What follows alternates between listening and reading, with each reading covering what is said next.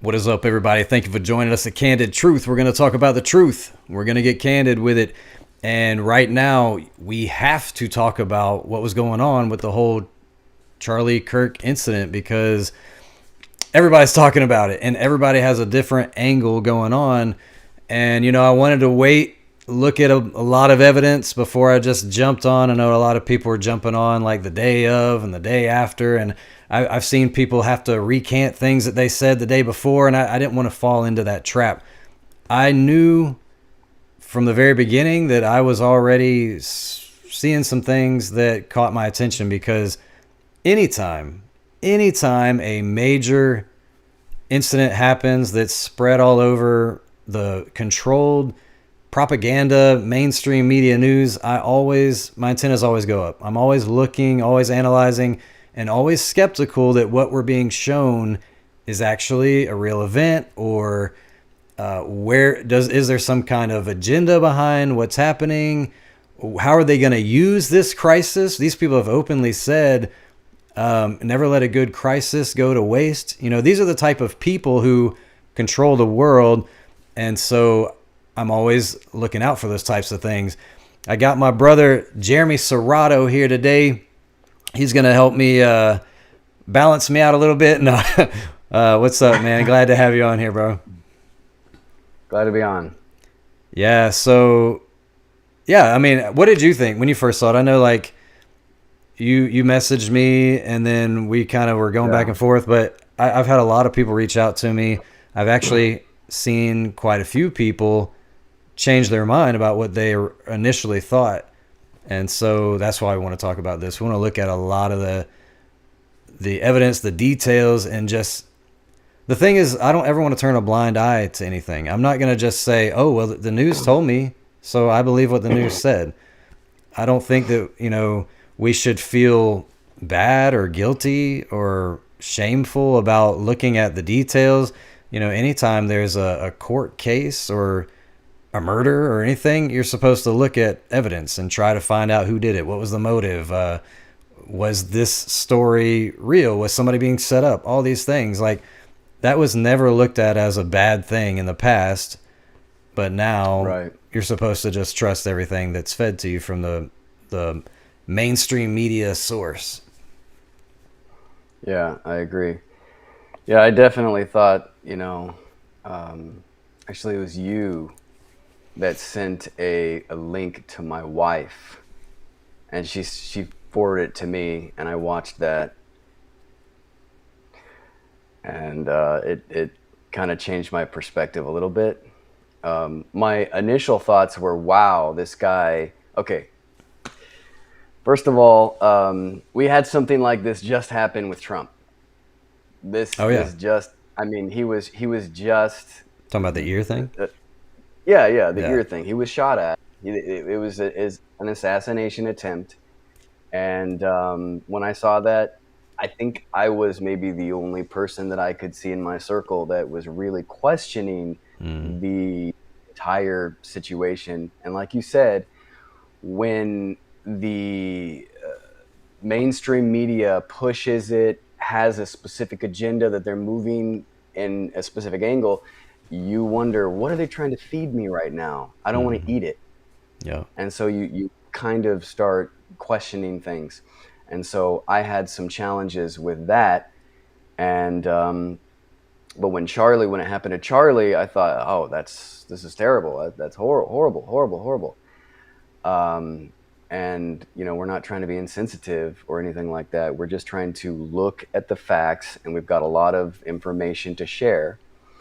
And but my initial thoughts were, I was shocked. I was completely shocked. And I was brokenhearted too.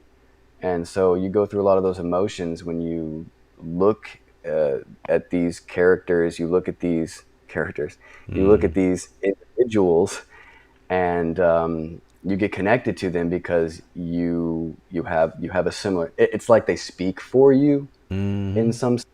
So when they speak, you're like, yeah, give it to them, let them have it, and so it's really emotional, really fast. We got to be careful. Yeah, I'll admit, I never even knew who Charlie Kirk was until this happened, and then I started seeing what was going on. But I guess that might have played out in my favor, actually, where I didn't have any kind of attachment to him. Yeah, and like Ravi Zacharias. Yeah, Ravi Zacharias. I loved when he would go to colleges and just destroy atheists and make them think rationally and all that kind of stuff. And I did have an attachment to him. I was like, this guy is awesome. That was Charlie Kirk.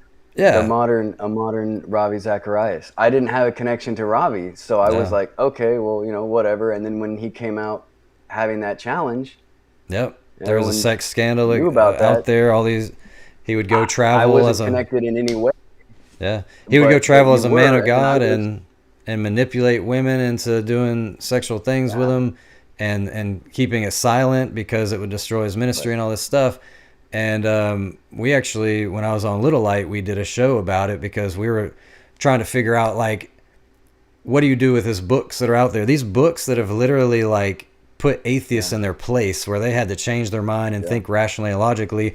That information is still valid, no matter whose mouth it comes from. And I made the point, even if Hitler said something true, it's still truth. Right. We'll often, like the Catholic Church and abortion, you don't turn from that teaching because it's true. Right. So that's kind of how we're setting this up, I guess, is that here's a person that many people looked up to because he had a lot of good points. He was, shutting down this twisted wokeism mindset. But something I've been saying a lot lately, man. Too. Yeah, and something I've been saying a lot lately with Trump, because so many people are all in support of Trump because he's getting rid of wokeism and he's doing all this stuff. And I'm like, okay, those things are good, but you have to understand that both sides, left and right, Democrat, Republic, they're both controlled by Satan. The Bible says... by the same puppet master. Yeah, the Bible says Satan is the god of this world. We battle not against flesh and blood, but against principalities, against the rulers of the darkness of this age. It's all a show.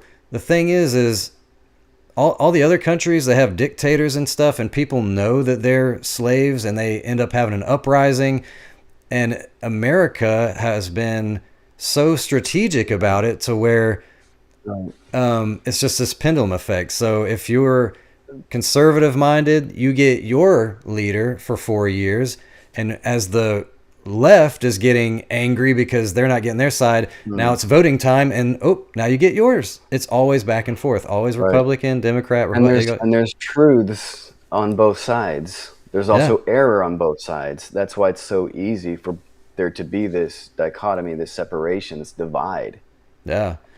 So if you're a conspiracy theorist at all and you do any kind of research, you'll hear about something called the Hegelian dialectic. You'll hear about order out of chaos, and two steps forward, one step back. All these things are what's happening right now. We're funneled into this chaos. Like, there's 86 genders. If you don't cut the genitals off your child, your kid's going to be taken away. Every sane person knew that was wrong. So now when Trump comes in and he's getting rid of all that stuff, people are cheering and applauding like he's doing something great, when really he's just bringing back normal. That's really nothing to be applauded. That's it. Yeah, he's bringing back normal, and at the same time, still creeping in the agenda. He's the one that right when he came in said, we're going to roll out Stargate AI governance. So is that something that we want, to be controlled by AI? AI. Yeah, so him and whoever was before him, I can't even remember these guys anymore, but the president before him, who was the Democrat, they all had the same agendas. It was all the medical care, the space travel stuff, the AI stuff. It's all the same. I mean, back exactly. Yeah, back when he was in, the Republicans were like, "Oh, we don't like Elon. He wants to microchip your brain," and then all of a sudden he's Trump's right-hand man. And then they were pushing the microchips. They were pushing all that same exact stuff on the Republican conservative side. Yep. There were articles that came out and said, yeah, they're going to push like the vaccines and all these things. And we said, what? And everybody's just like, cool. Who are you going to fool? And then they were like, cool, awesome, my guy. Yeah, It's like exactly. it's the same guy. It's Yep, it's just that you won because now it's your guy. exactly. So I do want to start out by saying, now that we've kind of laid that foundation that both sides are puppets, I don't trust anyone involved in politics, and I don't trust anyone that has a huge platform, whether it's Hollywood, whether it's mainstream media news, whether it's the music industry. I don't trust those people because I know what the Bible says, that that God, that Satan took Jesus to a high mountain and said, "I'll give you all the kingdoms of the world if you just bow to me." This Satan is the god of this world, and he can offer you all those things. Look, think about how many amazingly talented people who are out there who are never going to be anybody in the limelight because they refuse to sign a contract, right? And so it's the same thing with politics or Hollywood or the industry. I don't trust, if you have that big of a platform, automatically I think you're a part of it. You're on the inside club, you're Freemason, whatever. You don't just get to those places organically anymore. There might have been a time where your talent got you fame.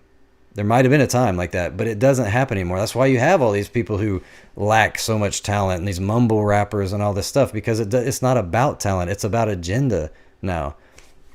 So with that said, what people were really excited about was that Charlie Kirk inspired people to go to church. I mean, this is all stuff that happened after his death. Yeah. But people are saying Charlie Kirk effect. Yeah, the Charlie Kirk effect. I mean, look at these comments. I actually screenshotted these comments. I have a whole lot. Oh, yeah. So it's like, bro, the amount of people saying they'll go to church Sunday is inspiring. So one thing I'm hearing from Sabbath keepers, including Adventists and whoever else, they're saying that they really look up to this guy because he keeps the seventh-day Sabbath, and he's promoting that. But I'll be honest, when I heard him talk about it, mostly it had to do with time with family.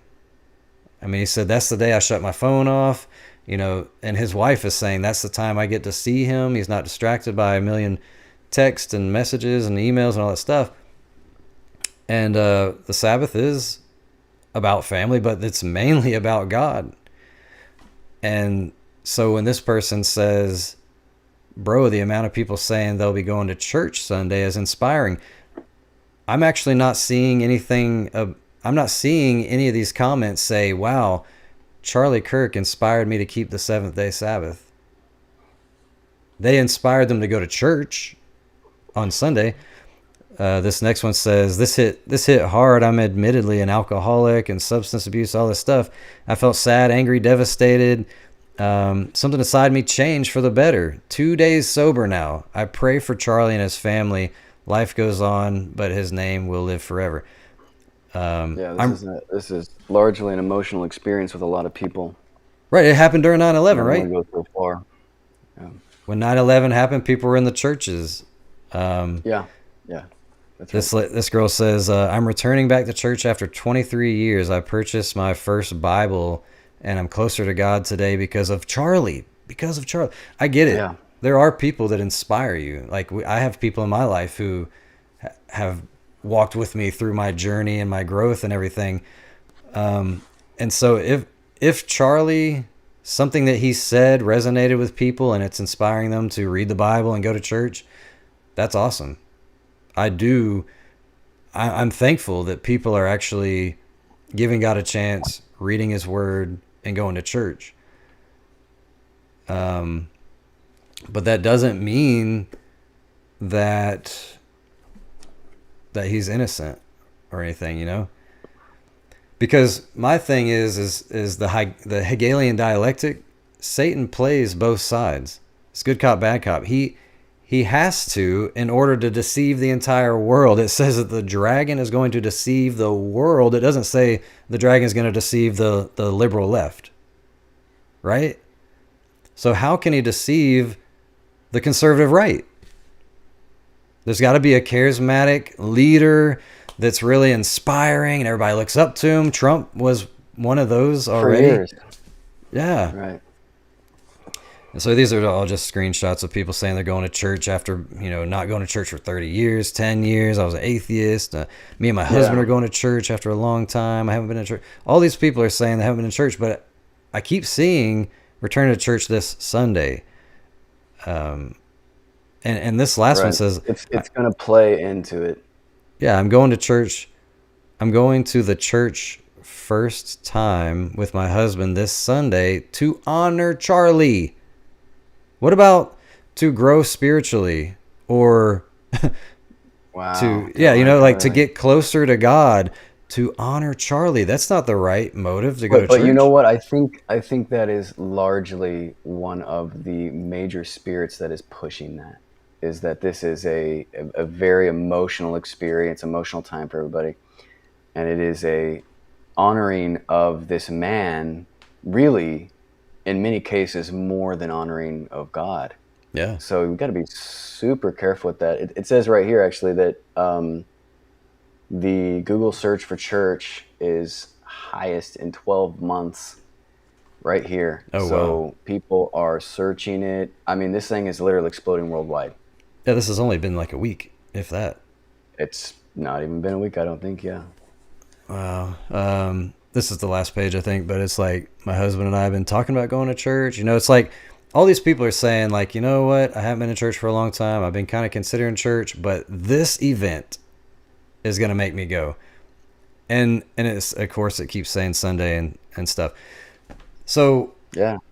You go on and on and on and on. We've got a whole dozens and dozens and dozens of posts from Twitter or X and all kinds of other things saying the same things.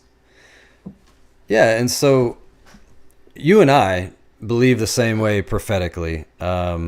We understand that there's going to come a one world government, a one world religion.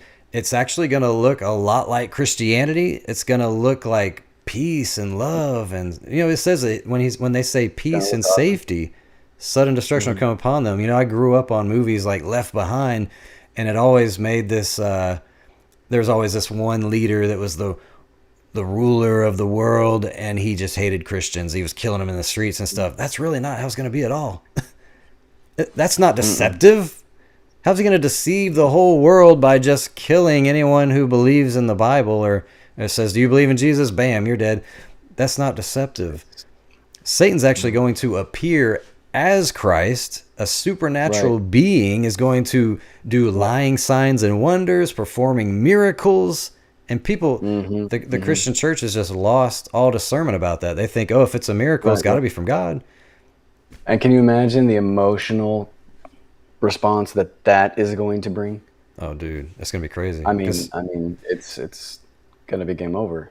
Satan is a master manipulator, and that's why Jesus said, when they said, what'll be the sign of your coming? And he says, look, when they say I'm in the desert, don't go. When they say I'm in the secret chamber, don't go. He's saying, don't even look, because if you look, you will fall for it. There's no way that you're going to overcome this being face to face with a supernatural being that's an angel of light that's doing miracles. What's that? It's a magnetic pull. There's no Yeah. way you can resist it except for being under Christ. Right. And this is why it's so important to, some people are like, well, let's not get into doctrinal beliefs. Let's just agree. Let's just talk about the things that we all agree on. We believe in Jesus. That's something good. But it's like when it comes to the timing of the rapture, let's not talk about that. What the millennium is like or what happens when you die. All these things are so, so, so important. And yet people don't want to talk about them because it's triggering. But what happens when you don't, when you think, when you believe like there's a pre-trib rapture, or you don't understand that Jesus isn't going to touch the ground? Right, right. The basic doctrines on the second coming and these different things like that. Not being prepared for that, you're going to fall. Right. And of He course, says, spiritualism and the state of the dead and all this kind of stuff, it's going to be big. And yeah, everything's going to consolidate. Everything is going to come to one truth. yeah. And we're going to have nothing to stand on unless we have some understanding. Yeah, because he says, I'm coming like lightning flashes from the east to the west, and the dead in Christ and the righteous living will be caught up to meet the Lord in the air. It doesn't say I'm going to come down on earth and I'm going to be beautiful and I'm going to be doing miracles and Right. It's bringing gonna be a peace. 1,000 years of peace, and then oh, here's these guys who are not allowing us to have that peace. Look at these guys Yeah. over here. You're He gonna have actually cancel culture. You're says, gonna see cancel culture in all that. It's not gonna go away. It's yeah. And he actually gonna says, be perfected. I am not coming to bring peace, but division with a sword, you know? So it's just amazing that, like you said, just these fundamental beliefs about the second coming. So many people don't understand those things that when they see a supernatural being on earth doing miracles, they're just going to fall for it, including us. Like you and I, even Yeah. knowing what we Yes. know, knowledge isn't, 100%. yeah, knowledge isn't just enough when you're face to face. 100%. I've, That's I've been, right. I've been telling our audience on here that I'm more fearful of the deception than I am the persecution. I'll torture me Yeah. because I know I'm going to have a crown of life, but Lord, help me to not be deceived when I'm face to face with a supernatural being and I have feelings of love, and people think that the devil can't do that, but Yes. New Agers feel No. love. New Agers talk to Jesus. New Agers do healing, Reiki healing and crystal healing and all this stuff. All those things are of the devil. And yet people think if it feels good, it must be right. Yeah, because emotions are very powerful, and you're hitting Yeah. on it right now because that's what it's going to be. And I think that's what it is now with the Kirk effect and all this other stuff. I think that people are very emotionally, they're being brought in through emotion. Yeah. And like, again, we're not trying to be insensitive because, you know, there's a lot of people mourning and we have respect for that. But that's what we're seeing, is that we're being brought in through emotion. And we're going to continue seeing that when angels come down Yeah. and we start hearing the music that they're singing. Oh man. It's going to be like, whoa. I mean, Yeah. it's going to uh, cripple us in emotional love. I mean, it's going to be a feeling, but it's going to be powerful, more powerful than anything we ever knew Goosebumps, or could ever know. tears. Yeah. Yeah, yeah, goosebumps, tears, all that kind of stuff. And we're going to run for it. We're going to run straight to it. Unless, see, it's not about knowledge, like you said. At that point, it's not knowledge. Yeah. If we are, that's why music can be so dangerous, because it bypasses the frontal lobe. Right. So you can't critically think and analyze what is coming into your brain. The music, it just comes straight in, and you're like, oh. Yep. And so you got to be careful. They're going to be singing. You're going to be having this emotional response, and it's game over. Yeah, you could take a song and replace the word Jesus with Lucifer, and you're going to feel those same goosebumps. You're going to feel, oh man, this is amazing, right? Yeah. Because it's Right. the power of the Performing. music, the emotional of the music. It's not not the words. So let's go to some of these slides here, because this is some stuff I'm not sure that everybody knows this, but Charlie Kirk's wife is a Catholic. Yeah, I didn't know about this. Yeah, she's a baptized Catholic. That's a shock to me, because I was sharing with you, and I don't know how what your audience knows about Charlie, but Charlie he went up against this other Michael Knowles, right? Michael Knowles. Yes, thank you, Michael Knowles. And they were going back and forth between Protestantism and Catholicism, and it was just going back and forth. And I would say Charlie had a lot of good points. He had a lot of good points. So I'm thinking to myself, man, here's this guy who's Protestant, and he's talking about the papacy, or sorry, he's talking about Pope Francis as a Marxist. And these are like bold claims. You don't just make these claims. Yeah. You don't just say these things unless you're going to be attacked, right? Because that's a very important system that they have established. And so when you showed this to me, I thought to myself, what on earth? I mean, how can you even be divided like that? That's a big divide. Yeah. The Protestantism and Catholicism, I would argue that might be one of the greatest divides we have in the entire world, more than black and white and all this other stuff they're trying to do. Protestantism and Catholicism, where do you combine that? Yeah. Or opposite thoughts. So when I was sharing that I think that this is all strategically planned out for a purpose, Satan is trying to get the left and the right to come together. Like, first there's going to be chaos, order out of chaos. So we have to come to like a civil war or something. I believe that there's just going to be chaos everywhere, and then ultimately Satan, but under the guise of, you know, the Pope or whoever, will say, look, we need to put in some strict laws and because we need peace. So I was already looking at it like this, but I had people telling me like no, you're not seeing it right. You're missing it. The Catholic Church hates him. And I'm like, that's not what I'm seeing. I'm seeing like people taking mass for Charlie. I'm seeing articles about that, news articles, priests and stuff. It's ecumenical. Yeah. It is a, I mean, that's essentially what it became. Maybe he wouldn't have said it himself, but what it became was this ecumenical interfaith kind of push to one direction. Oh. And we know where that direction's going. Yeah, I mean, this right here says that she was baptized Catholic. I actually heard an interview where he says, and my wife's Catholic, so this isn't something like, well, just because she was baptized Catholic as a baby doesn't mean she's still Catholic. Oh, she is. I mean, her husband said it. Believed it. Here we see that's the rosary. Somebody posting, it says, heartbreak in Phoenix. Charlie Kirk's widow escorts his body home. It says Erica Friends, that's her maiden name, I don't know how to say it, but held a rosary as she waved. So she's clearly a devout Catholic. I think it's interesting the way she's holding that. Was that you that mentioned that? Yeah. Yeah, you spotted how she's holding that between... You will see, the finger and the thumb, repping the... So, look, there's I'm not going to... so much... go ahead. I'm just saying I'm not going to make a whole case out of one hand sign. But when you see it over and over, the symbolism everywhere... I mean, it's the same thing with these movies and stuff, too. I'm not going to build a whole case on, like, Darth Vader, his name is Lord Vader. And so he's like Jesus. No, he wears the chest piece, like the ephod, the high priest. He was born without a father. You know, his name is, they call him Lord. So he's the prophesied chosen one. So if he's the prophesied chosen one who was born without a father, wears the ephod, his army's in perfect white, perfect order, and they call him Lord Vader, which is father, then that's the case you can make. I'm not going to believe something off of one piece of the puzzle. There's got to be a lot, and there's going to be a lot shown here.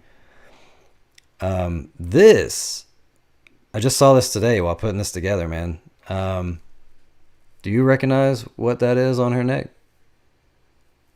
Are those, you're talking about the one in the top middle? Yeah. It's some kind of occult symbolism. That's the Maltese cross with a crown on top of it. And I looked it up, Maltese cross with a crown on it, and here this was a website that actually on the left, I covered it up with her picture there, but on the left there was like all these links to different like Masonic jewelry. And it says yellow gold Maltese cross royal crown pendant necklace. So okay, first she's Catholic. She's repping the 666 hand sign while holding a rosary. She's wearing a Maltese cross, which the definition of the Maltese cross when combined with a royal crown and a pendant is a powerful and explicitly Christian symbol, is what AI is saying, of the York Rite of Freemasonry. If you are awake at all, you'll know that Freemasonry is not Christian. And it says, particularly for the Knights Templar, this emblem represents the triumph of Christian virtue and the promise of eternal life for the faithful. And it says, the combined symbol is a motto in hoc signo vinces, by this sign you shall conquer. Do you know what that is? Think about... yes. That takes us back to the, by this sign you shall conquer. Doesn't that take us right back to Constantine? Boom.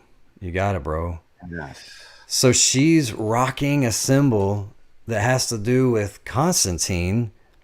And it says this phrase, by this sign you shall conquer, which is a translation of the Latin, and it's the Roman Emperor Constantine. So she's Catholic, and she's wearing this Roman Freemason, throwing up the 666s, holding the holding the rosary. And I asked, did Roman Emperor Constantine enforce a day of worship? Because that's what's on my radar. I'm looking for how is politics and religion going to unite? How are we going to have a mark of the beast system where you must worship this way or die? And it's going to look like peace and safety. Like, how are we going to get to that? And so I'm thinking, is she like signaling? Is she wearing this boldly on a necklace? And it says, did Roman Emperor Constantine enforce a day of worship? Yes. In 321 AD, Roman Emperor Constantine issued a law making Sunday a day of public rest, which wasn't solely for Christian worship, but also honored the existing pagan tradition, the Day of the Sun. So there was a time when worship was enforced and it merged paganism and Christianity. Even though Christians weren't keeping Sunday, he stopped killing Christians if they would keep Sunday to meet in the middle with the pagans.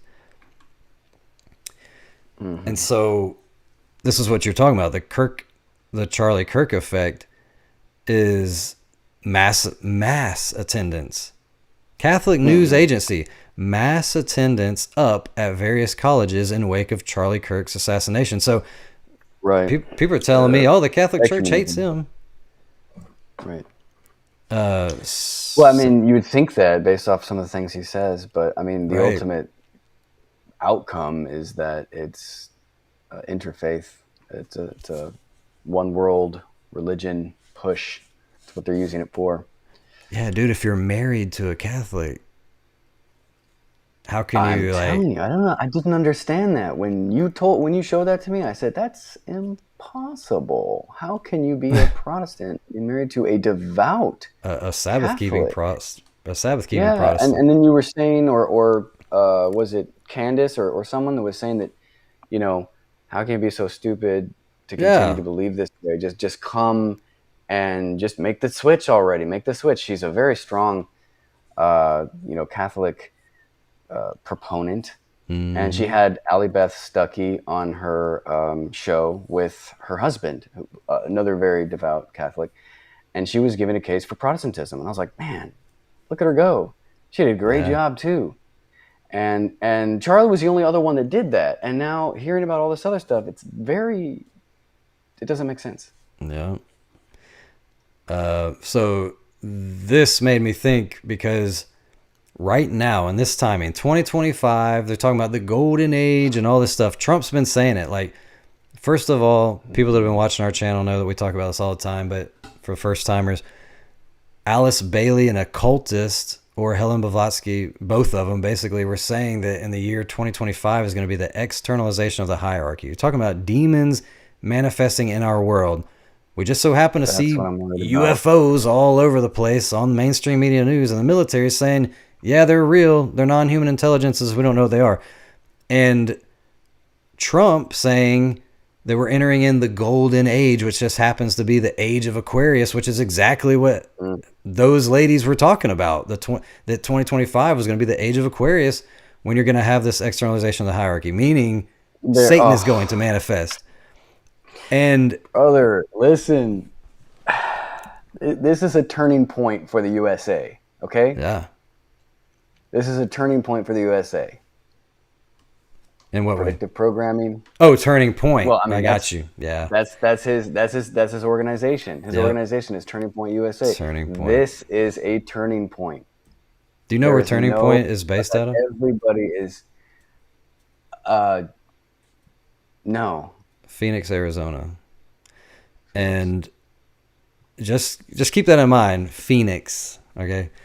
But she's rocking that Maltese cross that has to do with Constantine, and we're talking about Charlie Kirk and Trump are like buds.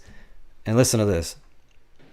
Through your leadership, you embody the values of our Christian faith and love for the gospel.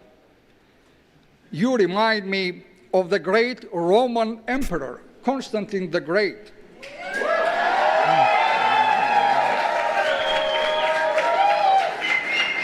That's it. Can you believe that response? I mean, why does everyone just know about that? I mean, that's just been Constantine the Great. They all dude cheer. that forced worship and was killing Christians. Yeah, exactly. Why is it that everyone seems to know all about their history for Constantine and what he did and why that's so great? Right. Makes you wonder, doesn't it? Yeah. Let's see. So I think this is where I should show this video. Let me make sure. Actually, let me see. I mean, we could go on and on. Look at this. New York, the Sun. Ah, yes, that one. To celebrate the legacy of Charlie Kirk, not to celebrate your relationship with God, to celebrate the legacy of Charlie Kirk, who put a premium on faith, honor the Sabbath. So honor what Sabbath? What is the Sabbath? Right. This is where we're getting muddy. But the thing, I mean, I think it's interesting that it says Sun right there, you know, the New York Sun. But it's talking about you got to see those things. Yeah, to celebrate the legacy of Charlie Kirk, not anything to do with God. The sun, honor the Sabbath. That to me is subliminal messaging. Yeah. That's my personal opinion. I've been seeing this kind of stuff all over the place. For sure. All right. So you understand this stuff. We understand this stuff. I hope people on the chat and stuff know about this. But Revelation 13:15 through 16 is talking about, and he had power to give. Let me full screen this. He is talking about, when it says, and he had power, it's talking about the second beast, which we understand to be America. The first beast is Rome, and the second beast is America. That's a huge study in itself, but when you really look into it, the first beast rose out of the waters, and there's everything points to it's Rome. I mean, the purple and scarlet, the 7 heads or 7 mountains, all of it. But as that beast is falling, there's another beast rising in the earth, not in the sea, that represents many peoples. So what superpower nation was rising in the 1700s when Rome was suffering a fatal head wound? There's only one nation. And it says that he had power to give life unto the image of the beast, that the image of the beast should both speak and cause that as many as would not worship the image of the beast should be killed. Now, people look at this stuff, man. I've heard for years. I believed it, even some of this stuff. I used to have a totally different understanding of prophecy. I thought the microchip was the mark of the beast, and the image of the beast could be AI or whatever. And that's what people are thinking. They're thinking the image of the beast is like transhumanism or AI, but a beast is a kingdom. That's what the Bible says. It says the fourth beast is the fourth kingdom. Like a beast is a kingdom. So if the first beast is Rome, and this second beast, which is America, is making an image to the first beast, that just means that it's trying to become just like the first beast. America's becoming Rome. And when you see these pictures up here, on the left is the Vatican, and on the right is Washington, D.C. Even in structure. Very same structures. Yeah. The same structures. But now it has power to give, and it has authority. And so you got to be very careful, because we're seeing it now, happening now. Yeah. And now it's going to speak like a dragon. So America's going to start making laws that are like Rome. And what did Rome do? Enforce worship. I mean, if you don't kiss the Pope's ring, you burn at the stake, right? Well, completely. I mean, one of the biggest problems that the Vatican, that Rome had, was the combination of church and state. I mean, that's what they were known for, right? That's what was their problem. That was what the problem was. And so we're the image of that as the United States is that we are going to become church and state combined. And all the stuff that we're seeing right now, especially with the conservative class, you are seeing that combination. It's like going to be pushing it forward. So, well, they call it Christian nationalist. I mean that. Right. So Project 2025, Christian nationalism, all that stuff is saying, oh, the 7 mountain mandate, man. If you guys have not seen the stuff that we've been talking about, like, Go through our videos, man. We've done some videos about the 7 Mountain Mandate, where the New Apostolic Reformation, they want to control, as Christians, they want to control education, entertainment, government, everything. And they think that's a good thing. And Christians are all on board because they're like, yeah, like, well, Christians because should it control protects everything. us from the LGBT spirit and all this Right. other, these social justice situations and all this stuff coming from the grave. And it's like, yeah, go ahead, protect us from that stuff, protect our families from that. Give us whatever other alternative there is. That's right. And we're losing our freedoms. Remember 9/11? We're Yep. losing our freedoms For because safety. we're afraid of, for safety. Exactly. Yep. That's what it's all about. Create chaos so that you will freely give up your rights and everything, so that, so you can feel safe. I mean, that's why all this alien stuff and everything, it's like, oh, we need a space force. We need to build weapons pointed towards the heavens so that we can fight Christ when he returns. Makes you wonder. I mean, a real thinking person is thinking, that sounds so stupid. Why would we do that? Try to fight Christ. Well, try to look out into the world for aliens and things like that. But they're pushing this. They're pushing it, and we're going to believe it. And it says that he's going to cause all, both small and great, rich and poor, free and bond, to receive a mark in their right hands or in their foreheads. That's why people think it's a microchip, because you can't buy or sell without it. Look, the fact that you can't buy or sell is a punishment. It's not that the currency is the mark. It's saying, if you don't worship this way, we're gonna cut off your ability to buy and sell. We're also going to throw you in prison 10 days, and we're going to cut your head off. Those things aren't the mark of the beast. Those are the punishments for not worshiping according to the one world religion. Because if you don't believe in coexistence, then you're a hater and you're causing discord in our perfect dystopian world. So you're going to get locked up or worse. Not just believe, but affirm. Yeah. And so the right hand is the actions and the forehead is the belief. So there's going to be some people that they totally believe, like, this is it. Like, this is the truth. This is love and tolerance and acceptance, and I believe in it. And then there's going to be people that say, you know what, I don't believe in this system, but I'm not going to risk my family's life or anything, so I'm just going to go along with it. And that's taking it in the hand. You're doing it by works, not by belief. But both ways are wrong. The only way you can not get the mark of the beast is to be sealed with the seal of the living God in your forehead, and that's not literal. It's not a literal seal on your head. It's obedience to God. It's believing and obeying. It's both. Mm-hmm. So I'm going to show this clip on the this clip was pretty interesting from Charlie Kirk here. But let me first say, I think we as Protestant evangelicals under-venerate Mary. She was very important. She was a vessel for our Lord and Savior. I think that we as evangelicals and Protestants, we've overcorrected. We don't talk about Mary enough. We don't venerate her enough. Mary was clearly important to early Christians. There's something there. In fact, I believe one of the ways that we fix toxic feminism in America is Mary is the solution. Have more young ladies be pious, be reverent, to be full of faith, slow to anger, slow to words at times. Mary is a phenomenal example, and I think a counter to so much of the toxicity of feminism in the modern era. Now, he just said venerate Mary. Was that the word you said she did? He said?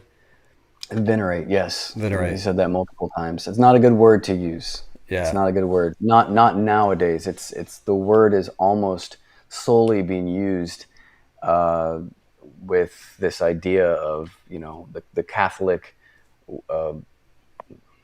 worship. And it's not a good word to use.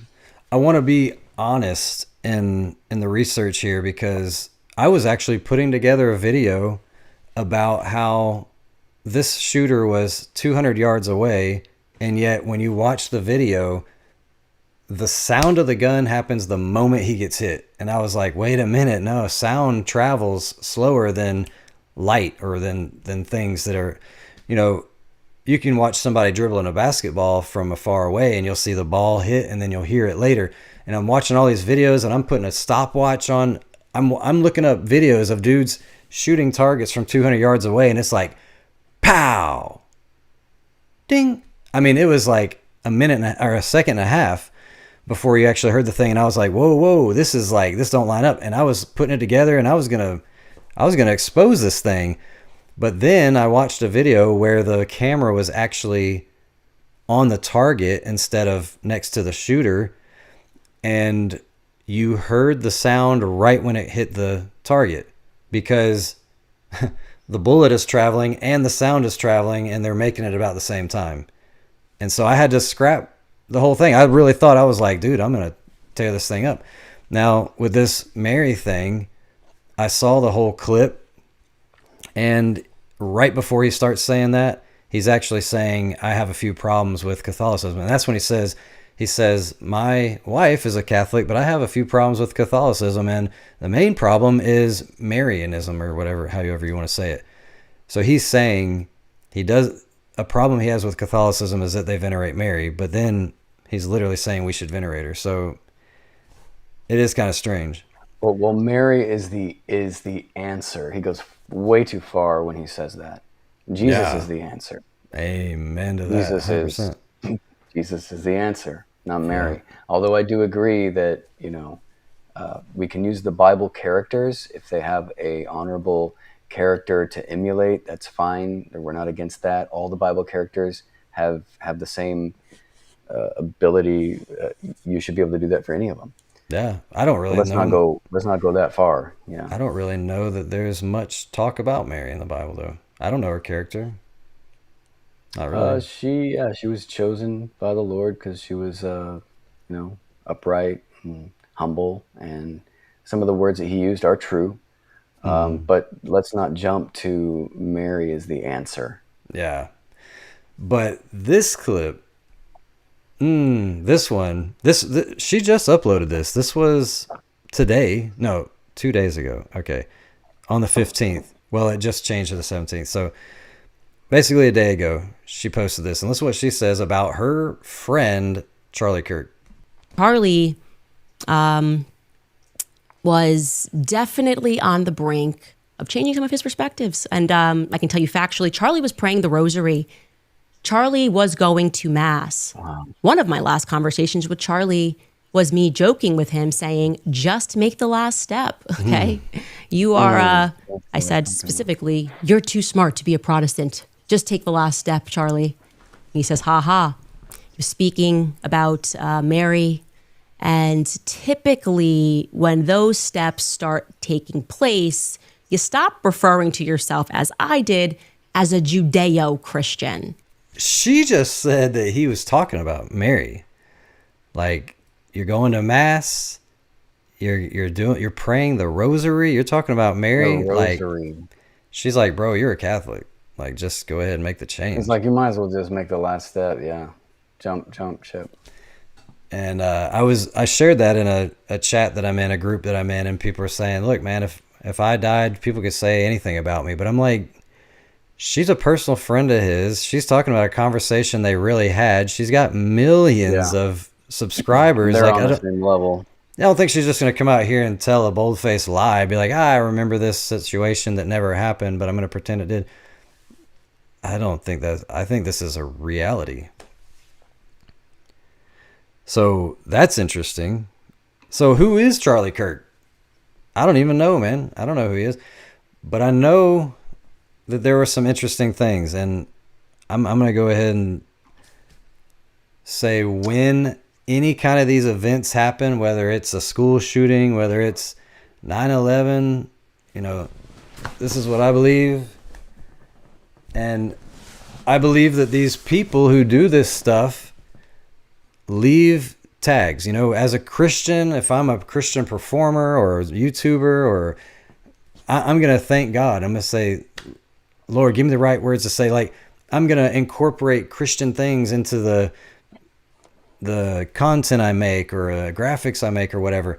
They do it too.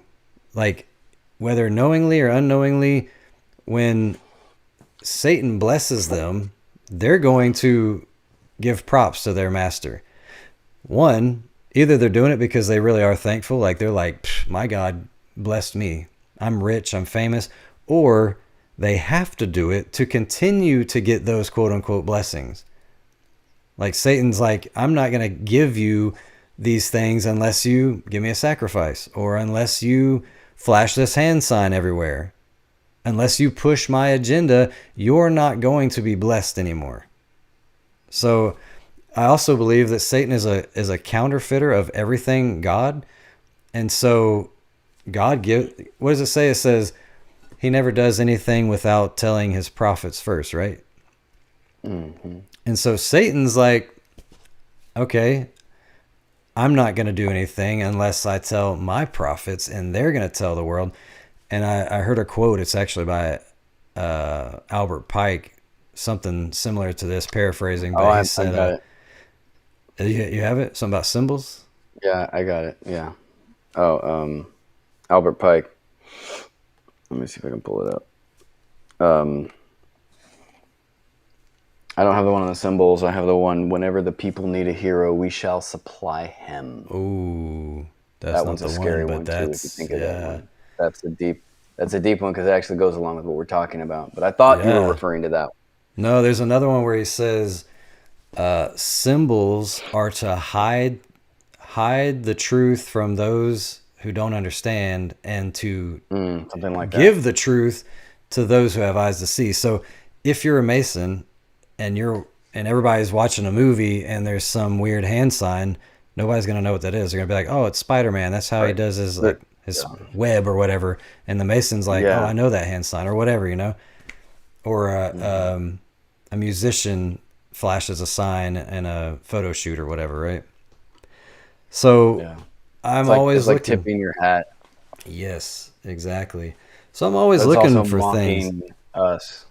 Exactly.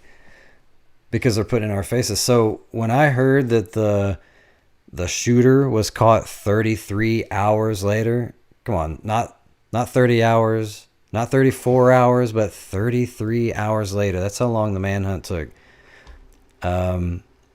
People are losing their jobs. We can talk about this too. People are losing their jobs for being insensitive about what happened. When has that ever happened? Like, it sounds like it sounds like the same exact verbiage, the same language that we hear from the other extreme, and now it's coming on this side. We're hearing cancel culture. Right. Is it's coming on our side now. Like, you better say the right pronoun or you're going to be in trouble. Exactly. To me, that is hypocritical.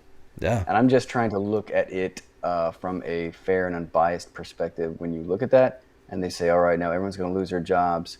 I'm not saying, no one is saying that we need to be talking negatively. I mean, that is terrible to do. Yeah. If someone dies, don't talk negatively about that. Yeah, you can, a mom and pop shop, say, hey, I don't like that. That's not right. Right. But I mean, you start looking at it where it's becoming this nationwide or worldwide thing where people are losing their jobs. Women are coming out and saying, did you see that video where she was like, I'm afraid, telling her friends, be careful. If you say something, they're coming against us now. We don't have freedom of speech. We don't have the freedoms that we had before this took place. Oh, that's and so crazy. freedom of speech is literally dying, except hypocritically, because now on the conservative side, it was always the liberals, right? Mm-hmm. Always liberal. Yeah. But, CNN, all that kind of stuff, those channels. But now you're having this same exact language and the same exact stuff happening on the right. It's not right. That's crazy, It's hypocritical. You just reminded me of, I can't find it, but the liberals, I remember they were walking out holding a white banner that said free speech, and they were setting it on fire. They're the ones that have hate speech. Mm-hmm. Like, you're not allowed to say certain things if it's hateful, but it doesn't work for white heterosexual Christian male. No. You can bash my God, you can make fun of my beliefs, mock me all day long, and I can't say anything because I'm privileged. That's my privilege, is that I don't have any protection. But if I call a male, I can be penalized somehow. So here, I just thought it was interesting. 33 people lost their jobs. So 33 hours to catch the assassin. 33 people lost their jobs. Like I said, I'm not going to make a case out of one thing, but when you see a pattern, why do people not notice patterns and think that that's not normal? This might be a stretch for some people, but these people are obsessed with numerology. Nothing is by accident. Somebody laid those hats out just like this. Each hat says 47. 4 plus 7 is 11. There just happens to be 3 of them. And if you add 11 3 times, you get 33. Miss Erica Kirk came out and gave a speech. And for the first 10, 15 minutes... Yeah, for the first 10, 15 minutes, it just had this picture on the screen. It just had begin soon. And then some guy comes out and he's testing the audio and stuff. And then she finally comes out and it just happens that it ends at 33 minutes. I mean, come on, is all of this a coincidence? I'm going to play this video clip. It might be like 3 minutes long, but I want you to see that this is a pattern that happens all the time. And if you just ignore it, then you're really just being willfully ignorant. So check this out. And I say, as of today, at this hour, we have 33 confirmed positive tests for the virus. Yesterday we had 22 cases. Today we have 33 cases, so it has gone up by 11. That brings, those are 11 new cases. 22 goes to 33. As we sort through this here in Arkansas, today we have 33 confirmed positive cases in Arkansas. As of today, we have 33 confirmed cases with Boston residents. We expect those numbers to climb. As of this afternoon, we have 33 Pennsylvanians who have tested positive for COVID-19. So as of this morning, there were 33 confirmed cases in North Carolina. Good evening to you. Lots to get to tonight. I'm Leon Hendricks. We want to start with new information into our newsroom. Within the past couple of hours, there are now 33 confirmed cases of the coronavirus in Michigan. Good evening, everyone. Thanks for joining us for the news at 6. I'm Richard Gearhart. Karina Corral has the night off. More cases of the coronavirus were confirmed today in San Luis Obispo County, bringing the total number now to 33. Right now, Georgia is reporting a total of 99 cases in 19 counties. That is 33 new cases from just yesterday. Good afternoon. I'm Karen Swenson. More cases and more events affected. Here is the latest coronavirus news. There are now 33 cases in Louisiana. As expected. The number of cases of COVID-19 jumps. A total of 33 people in our state have been tested and are confirmed to have the coronavirus. Day 4 of the shelter-at-home order brought 6 new confirmed cases of the coronavirus to San Luis Obispo County, bringing the total number to 33. All troopers will be professional, polite, and will treat everyone with dignity and respect. These latest steps as the number of confirmed COVID-19 cases in Rhode Island jumps by 33 overnight. And with 4 more deaths reported overnight, the death toll now stands at least 33. The Ministry of Public Health has confirmed a batch of 33 new COVID-19 patients. Ireland now has an accumulated number of cases. తెలంగాణలో corona virus బారిన పడిన వారి సంఖ్య 33కు పెరిగింది. నిన్న కొత్తగా 6 కేసులు నమోదయ్యాయి. ఇందులో ఒకరు కరీంనగర్కు చెందిన 23 ఏళ్ల విద్యార్థి. The Ministry of Public Health has reported that the number of confirmed cases of COVID-19 in Thailand remains at 33. 10 new confirmed cases have been reported in Malaysia, bringing the total now to 93.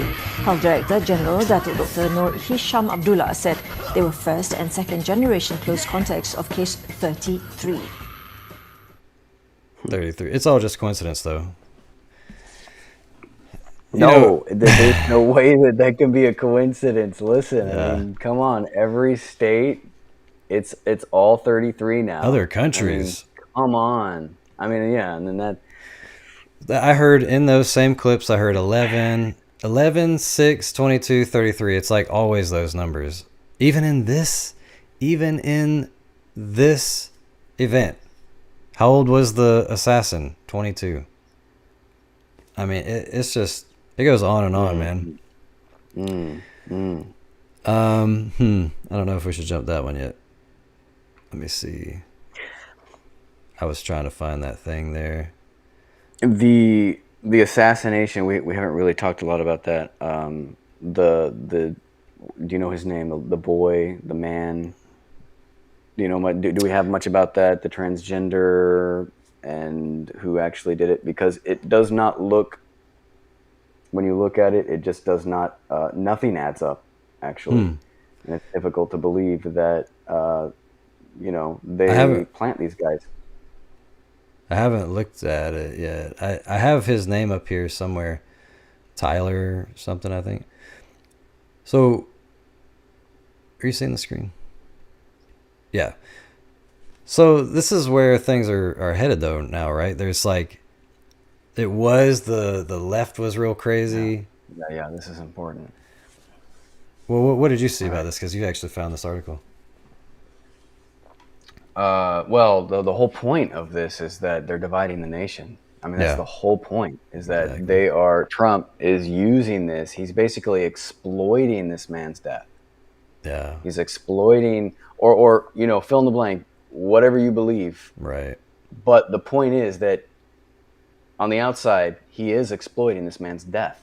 Right. And the whole goal is to make Democrats look evil, make the liberal class look bad, make all those that are connected with them, the DEI, the LGBT, and all this kind of stuff, come out to seem more and more evil, so that it pushes against the conservative class, so that the conservative class says, this is too much. Something's got to give. Do you have any of those articles where they're talking about how we need to strap up and we need to fight back and we need to, this is a civil war, essentially, is what we're looking at right now. And that one's important too. I really think that you should play that, because it gives really, really clear perspective to how the liberal side is seeing it. Yeah. And how afraid they are. Freedom of speech is under attack. They see the hypocrisy. They're afraid. All that kind of stuff. You need to show that so we can see that this is a right and a left Hegelian dialectic, divide and conquer tactic. Boom. Whatever you're doing right now, stop and watch this video. The right has begun a doxing campaign for anybody they believe does not have enough sympathy in the wake of Charlie Kirk's death. Despite championing free speech and the ability to say whatever you want, including slurs and hate speech, they've begun to dox people who say, I don't necessarily care that he has died. This is the website, and they've begun to write people's names, addresses if they can find it, and their employers' names, as well as specifically what they have said. If you are somebody who posts online right now, I would encourage you to be very careful, because throughout American history, we've seen that people on the left are routinely the people who are punished rather than those on the right. And even now, our free speech is under attack about what we can or cannot say at universities or school. Make sure you aren't on there, and if you see somebody you know, inform them. If you feel like you're in danger, you can get on an anti-SWAT registry and also take additional precautions while walking around outside. The thing that they want here is vengeance, so they're really going after people's jobs. So be very, very careful, and if you do speak online, honestly, try not to show your face or any identifying information. And please be careful, because this is absolutely not right. Okay, so she's there is something I want to say to that. She is, but listen how she said that it is the left that has been historically punished, persecuted or whatnot. But what she doesn't understand, and what she's actually wrong about, is that she's only looking at it from one side. She's actually on that side, looking out and saying, look how crazy these people are. And you're going to see in this next clip, that guy does the same thing. He's going to say, you guys are nuts. You guys are nuts. You guys are insane. Hypocritically speaking. Yeah. This guy right here. I'm going to lose my mind if conservatives keep pretending like mocking Charlie Kirk's death makes you some disgusting, horrible human being, especially when they reacted to the death of nearly every black person in the last 15 years like this. Like, when Trayvon Martin died, they held meet and greets with George Zimmerman and asked him to sign bags of Skittles and cans of iced tea, and the gun that he used to kill Trayvon Martin was auctioned off for like $250,000. Like, the hypocrisy is insane. Every single time a black person has been the victim of police brutality, you guys have dug up their entire history to try to prove that they somehow deserved it. But when we use Charlie Kirk's own words, you say that we're heartless and disgusting people for it. And even though I know that the entire conservative platform is just built on hypocrisy, the amount of gaslighting that I'm seeing is actually crazy. Like, people saying, well, we never celebrated anyone's death. We never mocked anyone's death. We felt bad that those things happened. Like, we saw your reaction in real time. Your digital footprint is out there. Like, the same people who were just mocking Alligator Alcatraz, saying that immigrants were going to be the perfect meal and taking their families there for photo shoots, are trying to claim they have a moral high ground because we won't mourn the person who enabled that culture in the first place. You guys are delusional. You've genuinely lost it. Absolutely, 100%. There is something that I want to say on that, because this guy is bitter, he's angry, and he is also missing the point, because he is coming at it in the same angle from the left, and he is mad and he wants justice, and he's going to fight for it, and he's going to push against the right. Anytime you have the left pushing against the right, anytime you have the right pushing against the left, you've already lost. There's no way that you can win with that kind of civil war. It's the civil war mentality spirit that they are pushing on both sides, and he sees it clearly, and then they see it clearly, and they're both being pointed to each other as the problem. Trump is doing it with the Democrats. He's saying it's all the Democrats. I have a lot of, friends that are on that side, and they say it's those Democrats. Those Democrats are evil snakes. But they're missing the point. They're our brothers and sisters, and they believe in things that we don't agree with. They're less conservative, abortion and whatnot, other things like that. But another thing that I wanted to mention was that this guy, and I don't know if you have any information on the Ukrainian girl that was, if you put anything light on there, but these two situations with Charlie Kirk and her death, they really go hand in hand. Yeah. Because both of those are basically, like, one is in a large way pushing against the LGBT and the wickedness of this world with Charlie, and really DEI and all these kinds of things, these social constructs.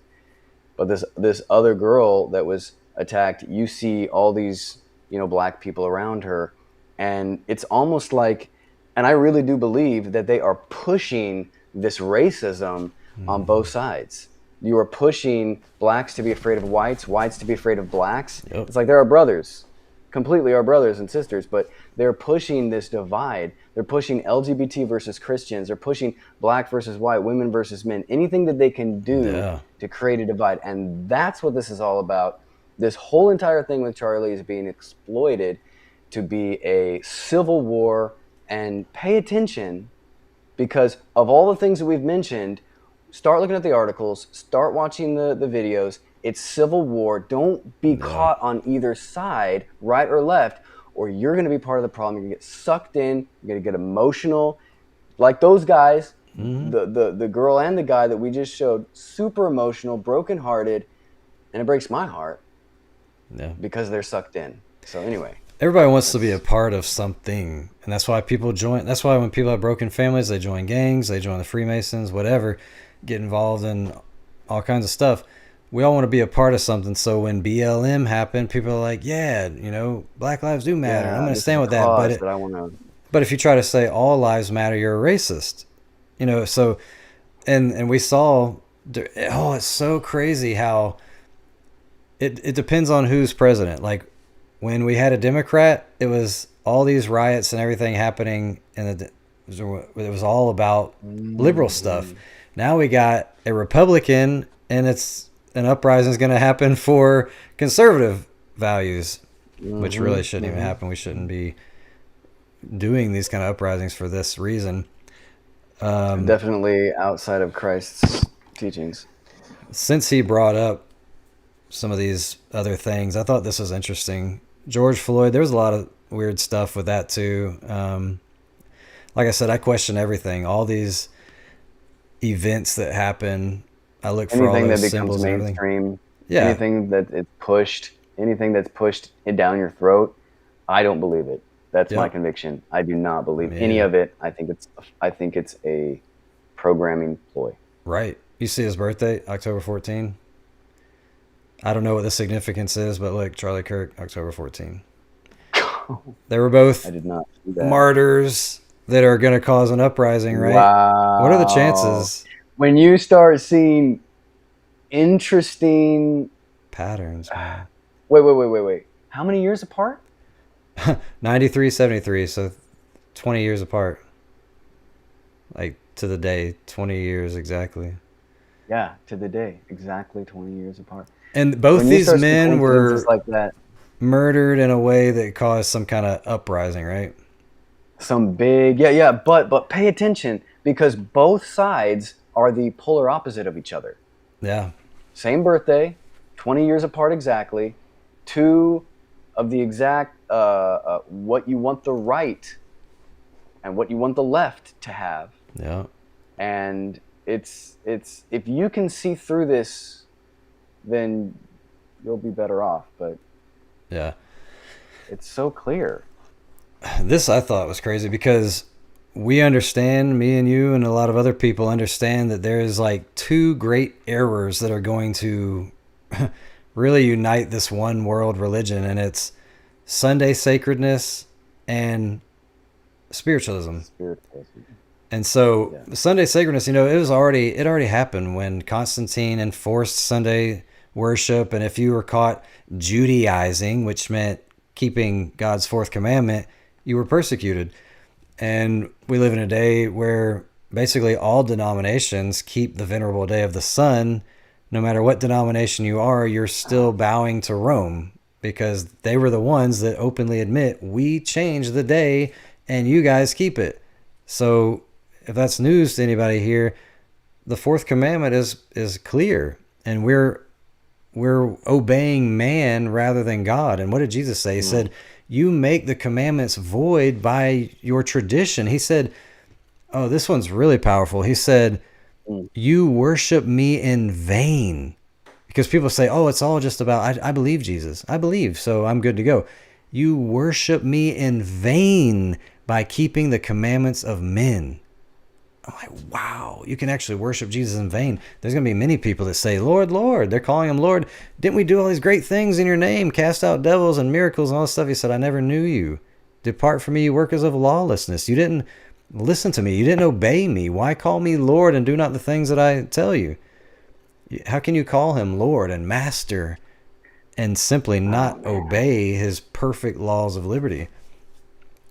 But this is a church I think this is in Arizona. Yeah, in Phoenix, Arizona.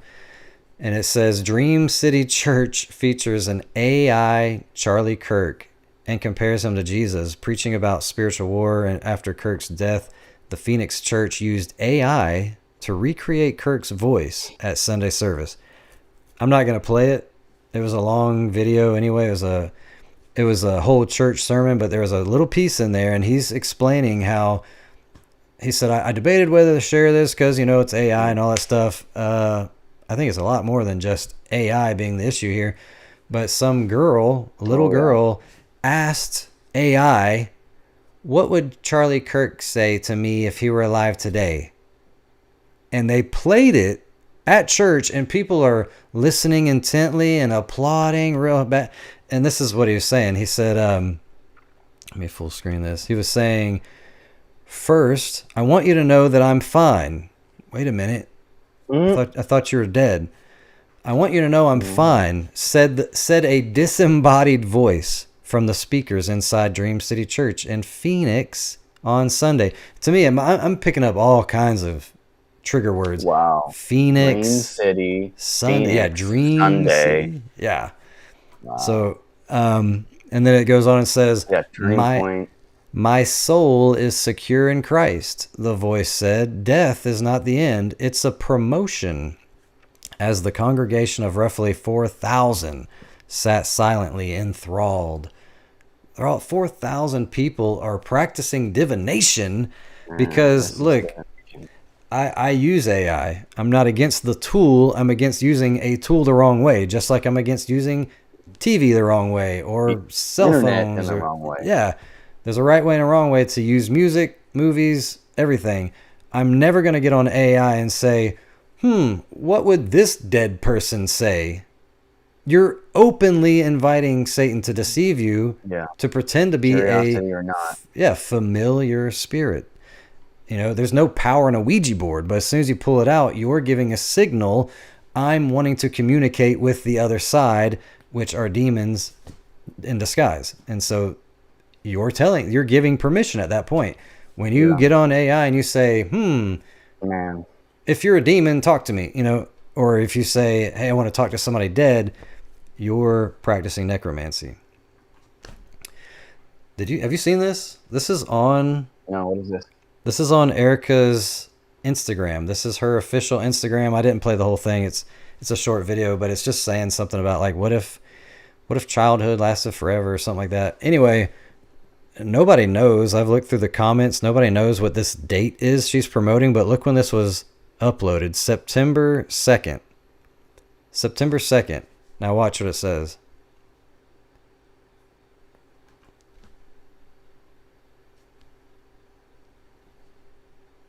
Okay, so it's this weird thing. It's just like music's playing and it's saying like, what if childhood lasted forever, blah, blah. And it's like, walk with us or something.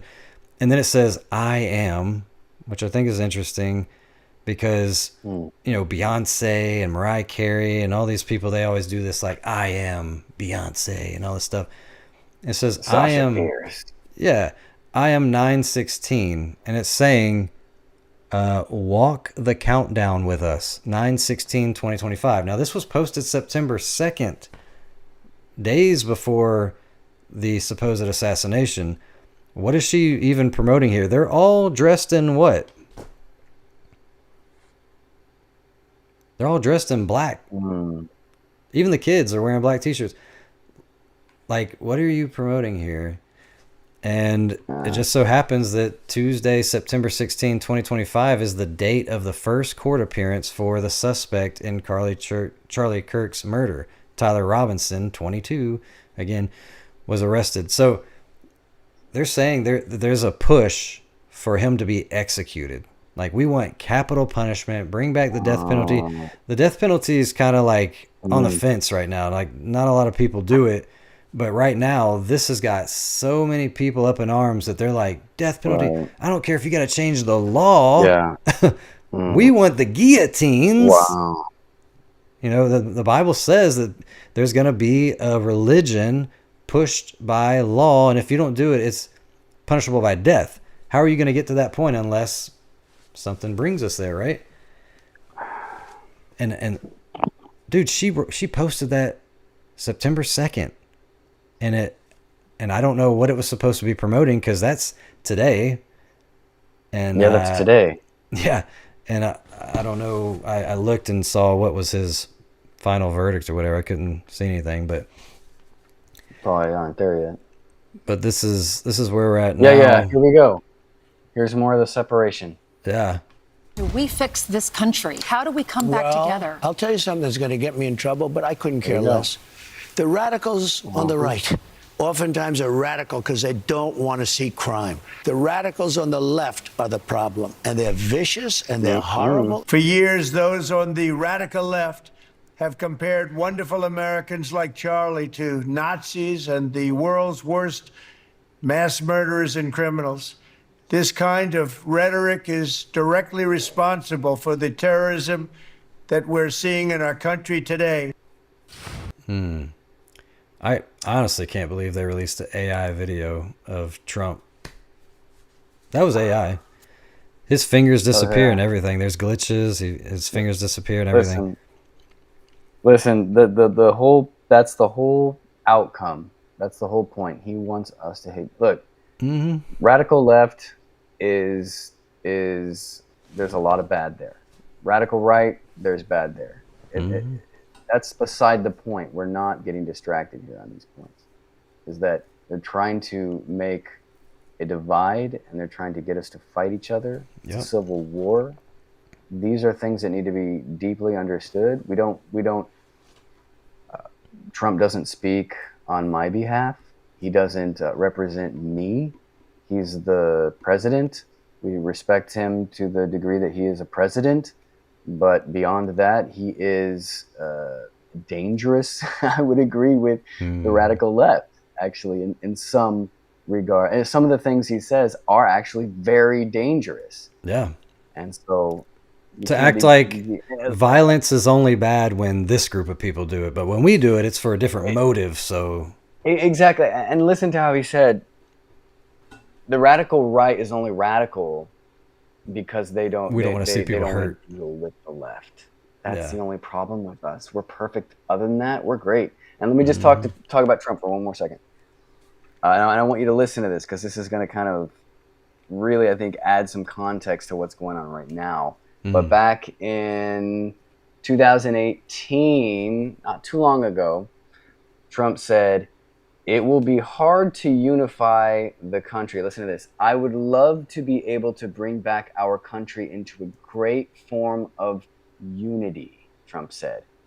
"But without a major event," oh wow, "without a major event where people pull together," brother, we are seeing it now. Yep. Listen to that. Listen to the language. "Without a major event that would pull people together." You mean like all the churches surging now? And that's hard to do. Yes. But I would like to do it without that major event. Because usually that major event is not a good thing. So he said that it will be hard to unify the country without a major event. That is the scariest thing I could hear. And now you're saying on the right, Charlie Kirk's death feels like, where am I? The far right commentators are now calling for war. Right-wing figures are calling for retribution, and they're calling for a civil war. So yeah, we have that perfect way out, if you will, that opportunity to now unite the country. Never let the Democrats are gonna say that. Yeah, they said never let a good crisis go to waste. Exactly. Yeah. What was up with this thing? Yeah, so this is the other side. This is exactly the opposite. It's two extremes. As the Trump administration attacks trans people, some queer folks are armed and ready to bash back. Are you triggered? It's quite literally what's happening is it is a furthering of the divide. They are giving a message, and I think a lot of people are actually under legit spells where when you hear stuff like this, "Are you triggered?" They're like, boom, yeah, I am triggered. What? And they're like, but listen to the language, because when you say, "Are you triggered?" you're usually saying, "Are you like offended?" Like, right. So it's like, yeah, I am offended. Triggered, right? So it's this double language, but what it's really doing is that it's teaching people, it's casting a spell upon people to become the exact opposite of what we are now seeing on the right. So the left are becoming triggered, the right are becoming triggered, and it's going to end in crazy bloodshed and a crazy civil war. And I think a lot of our liberal brothers and sisters could very well be destroyed because of this. I want to see if I can find this real quick. What you're saying, I had wanted to discuss this, and I'm glad you reminded me because I almost forgot. But let's see, this is it. Let me switch over. Okay. So Revelation 18:23, "And the light of a candle shall shine no more at all in thee, and the voice of the bridegroom and of the bride shall be heard no more at all in thee. For thy merchants were the great men of the earth," that's our time right now, "for by thy sorceries were all nations deceived." Now, we often talk about how this is the Greek pharmakia. We get the word pharmacy and all that stuff. It's true. Anything that medicates the mind, anything that puts you under a spell is what's happening here. We're all nations deceived. That's a good point to notice. All nations deceived, because right now, we're going to show video of it. Every nation is like, I didn't even know they knew who Charlie Kirk was, but all the nations are like rallying in the streets. "By thy sorceries." What is sorcery? Well, what do they call it? Movie magic? Hollywood, which is the wood of the witch's wand that casts its spell, broadcasted.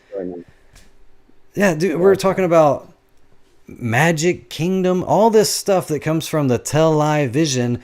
People want to say these things, but then they still fall for the trap because of their emotions. They say, I don't believe anything comes out of the TV. And now with this situation, they're like, no, not him. This is, now you're like, you crossed the line. Now this is, you crossed the line. This is. Yep.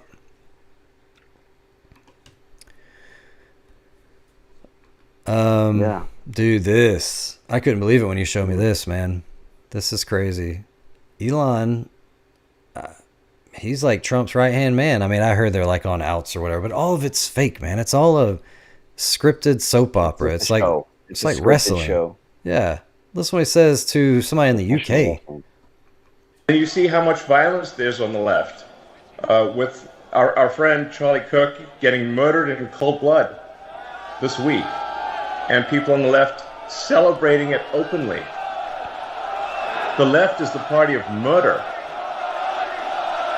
and celebrating murder. I mean, let that sink in for a minute. That's who we're dealing with here. That is who we're dealing with. Violence is coming to you. You either fight back or you die. You either fight back or you die. And that's the truth. When you have... Okay, so what? When you have big name people. Yeah. Yes, what he's doing is he's casting a spell on the crowd. Yeah. I mean, that's all it is. Yeah, because there was people that were probably there. Fight back, or you die. Yeah. Wait, I don't want to die. Right. I better fight back against the blood-stained left. Yeah. You have to understand the psychology behind this stuff. Yeah, there's probably people that were there simply just because they're like, you know what, I want to hold up a picture of Charlie and remember him or something, and then. Right. The richest man on the world, the richest man on earth, gets on a camera and says, you guys need to fight or you're going to die. This is like like Hunger Games or something, right? Like a super villain. You can't make this stuff up. What we're seeing right now is a scripted play. It is an act. Nothing is real. Yep. Sorcery. I'm sorry, but Hollywood. It's not real. Movie magic. They're casting spells. It's the power of suggestion. Yeah.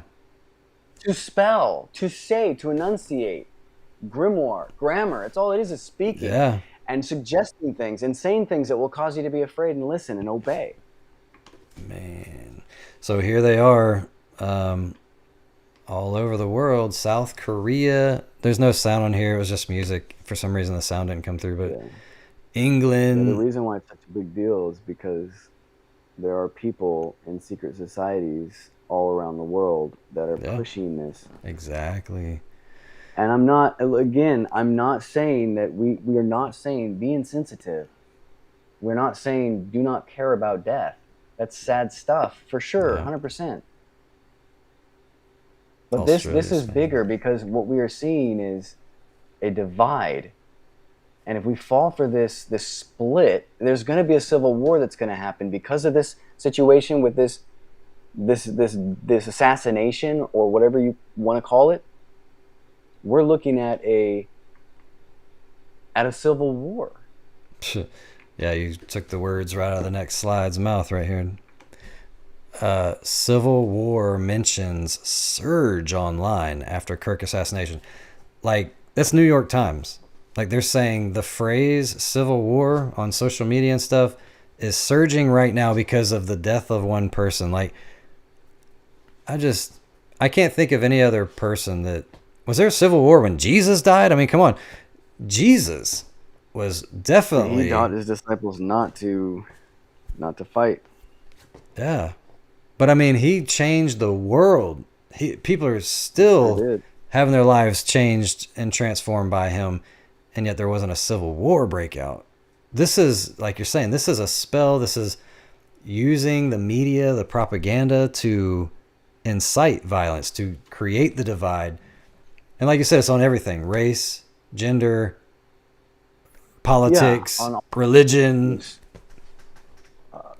100%. All these things. And so why do people, this is what trips me out is before this happened, I heard a lot of sound-minded people who said, oh yeah, we're against the Christian nationalist movement. You should not combine church and state together. It's going to lead into the one world religion. It's going to end up in persecution, all this stuff. Like, they understood it completely, but the person who's like the Christian nationalist icon, according to this article, for some reason we trusted him. For some reason he's involved in politics. He's involved in Christian nationalists. He's got the platform of the mainstream media. And for some reason we just let our emotions take over, and didn't even question if he's somehow an insider, somehow being used as a tool or a puppet. What did we think? How do we think that Satan is going to win the Christian conservatives? Unless there is somebody. That's how the Jesuits work, man. They infiltrate churches and you don't even realize that the whole church evolves in a matter of years. And they come out of nowhere too. Yeah. So, speaking of Jesuits, this, like I said, if it was one time, one little hand sign or whatever, I'm not going to...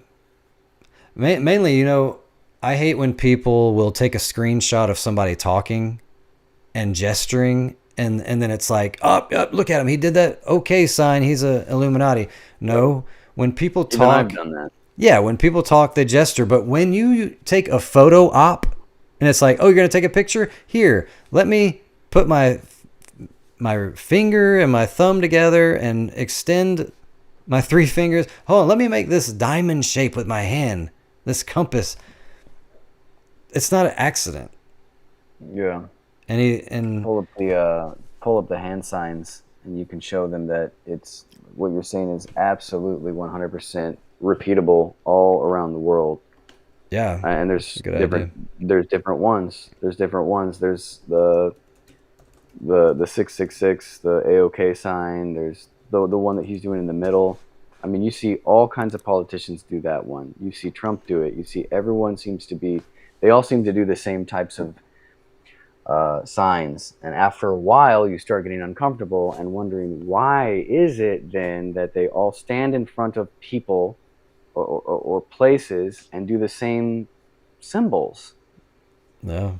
You see it in popes. You see it with popes. You see it with leaders. You see it with pastors. Here's some of them. There's that one. Yeah, I mean, the diamonds over the eye and all that stuff. This is real. Like, people really do this. The occult is they're obsessed with this stuff. Numerology, symbols, pentagrams. Every major corporate logo is a sun, an eyeball, a pyramid, some false god like Starbucks chick. I mean, they are giving allegiance to the caduceus. Like, these people are giving allegiance to who made them rich and famous. And then this was a video that was released. There are many strange things about this. People are saying this looks like a mannequin that never showed his face. Nobody's even mentioning that his button is undone. I don't know why that is. And who is recording her with their camera all up, like literally right by her ear, recording her grieving over the death of her husband? Who's doing that? That's why I'm saying that the whole thing looks scripted. I mean, it sounds scripted. They are giving you footage. They're constantly giving you footage. Do you remember? I don't know if you were younger and you would watch like the sitcoms or whatever, and they would come on every week, and you'd be like talking with your friends and stuff like that. It's like that. It's like that for news. People are like, "Did you hear the latest scoop? The latest this, the latest that? Yeah, I heard he did that, and she did that." And it's like, what? I didn't even know that. So it's just a bunch of.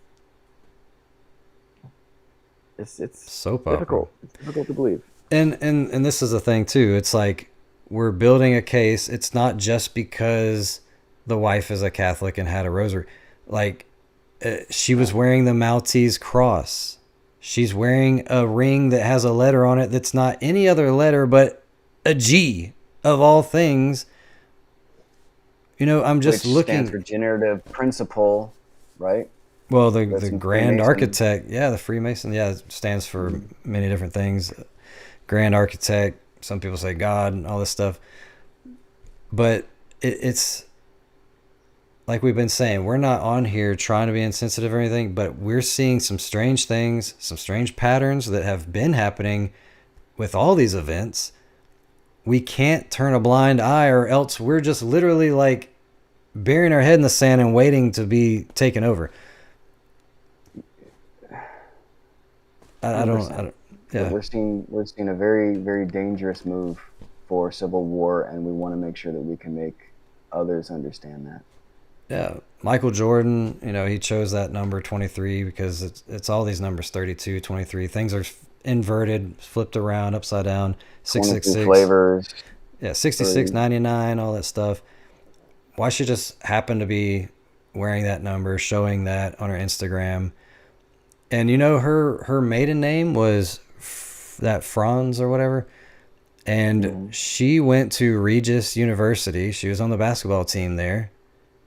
And what do you know about Regis University? I didn't know anything about it, but check it out. Regis University, Jesuit Catholic University. That's not good. Wait a minute. Good. I did not know that. Is this all just a coincidence? She's a baptized Catholic who's wearing a Maltese cross, who's wearing a G on her finger, who's went to a Jesuit Catholic University.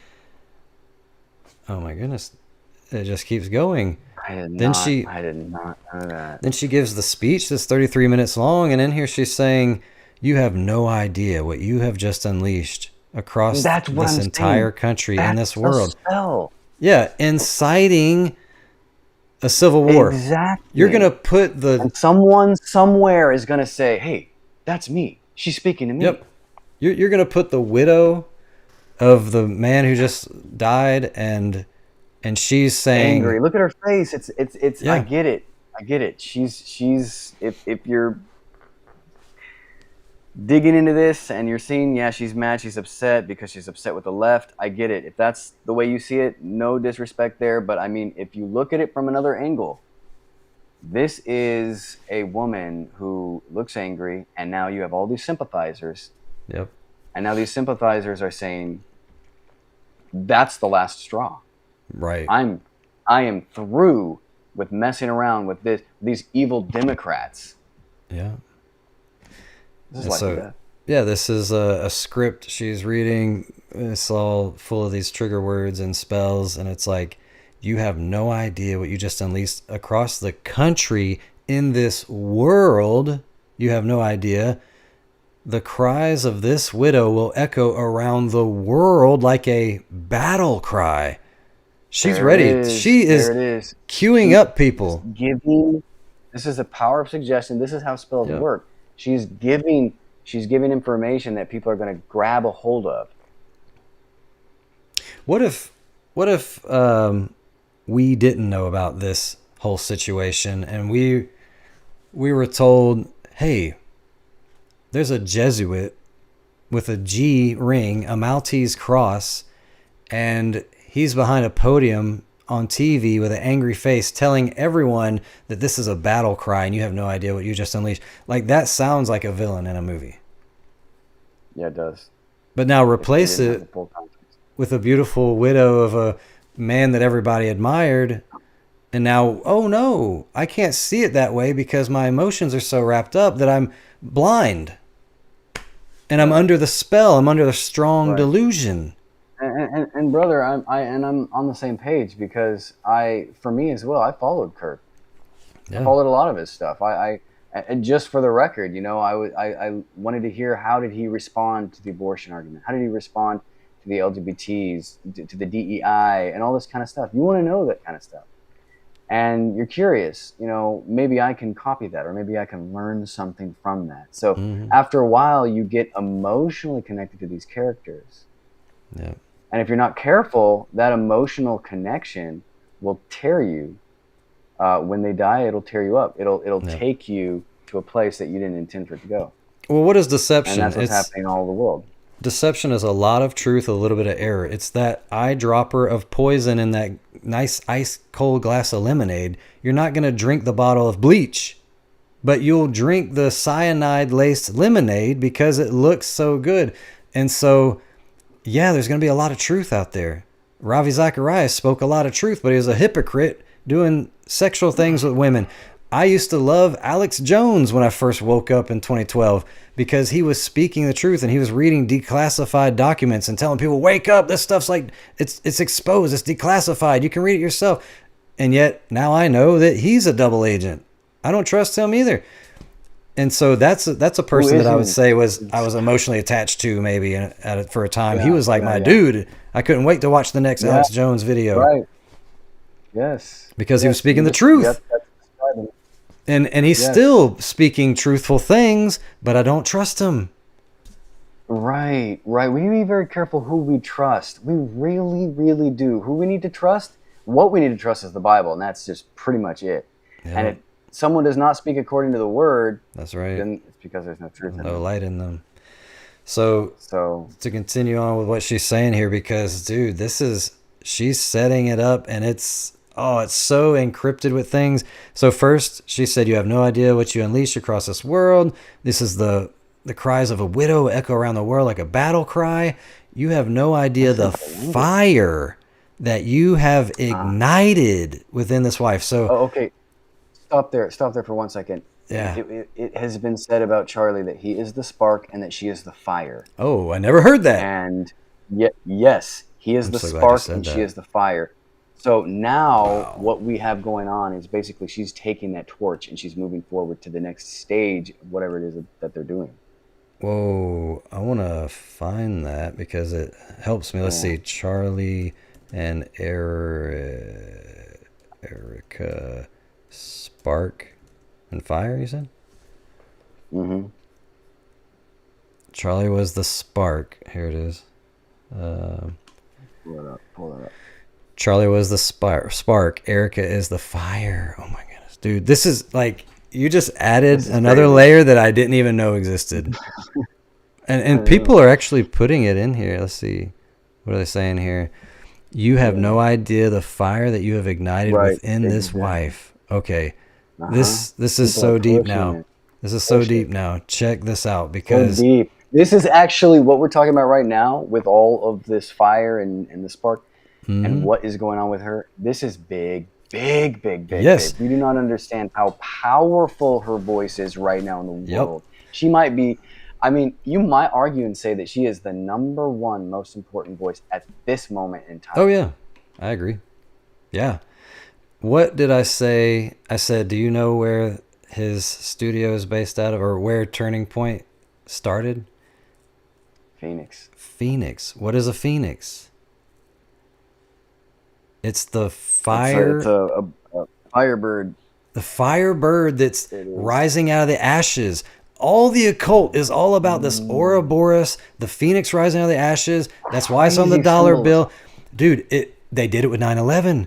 Dude, if you guys have not seen the video about it shows Trump on there with a golden calf. I'm about to show the thumbnail, but you have to watch it because that blew my mind. That was the Holy Spirit totally leading because I saw things that I'd never seen before. I didn't understand all the symbolism.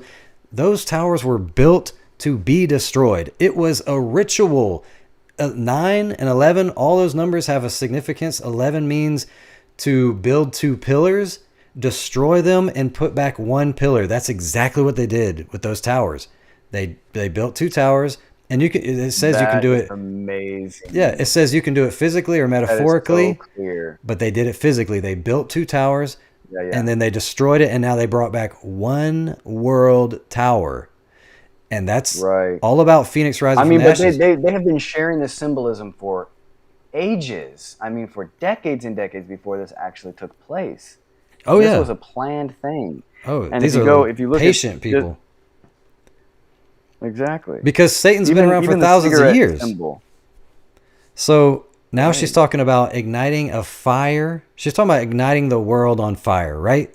That's what she's saying. Now look at this. Burn, baby, burn.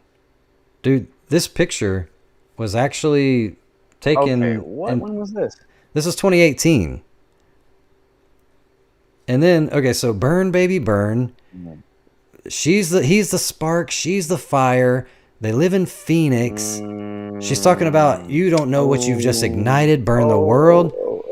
Look what this says. It's so symbolic. It's so symbolic, brother. Who coined the phrase "set the world on fire"? The phrase "set the world on fire" is attributed to Saint Ignatius of Loyola, Ignatius of Loyola, the founder of the Jesuit order. That could be a huge coincidence, except that she went to a Jesuit college and she's wearing a Maltese cross and a G on her finger, and she's saying all these trigger words. Dude, this is more than a coincidence.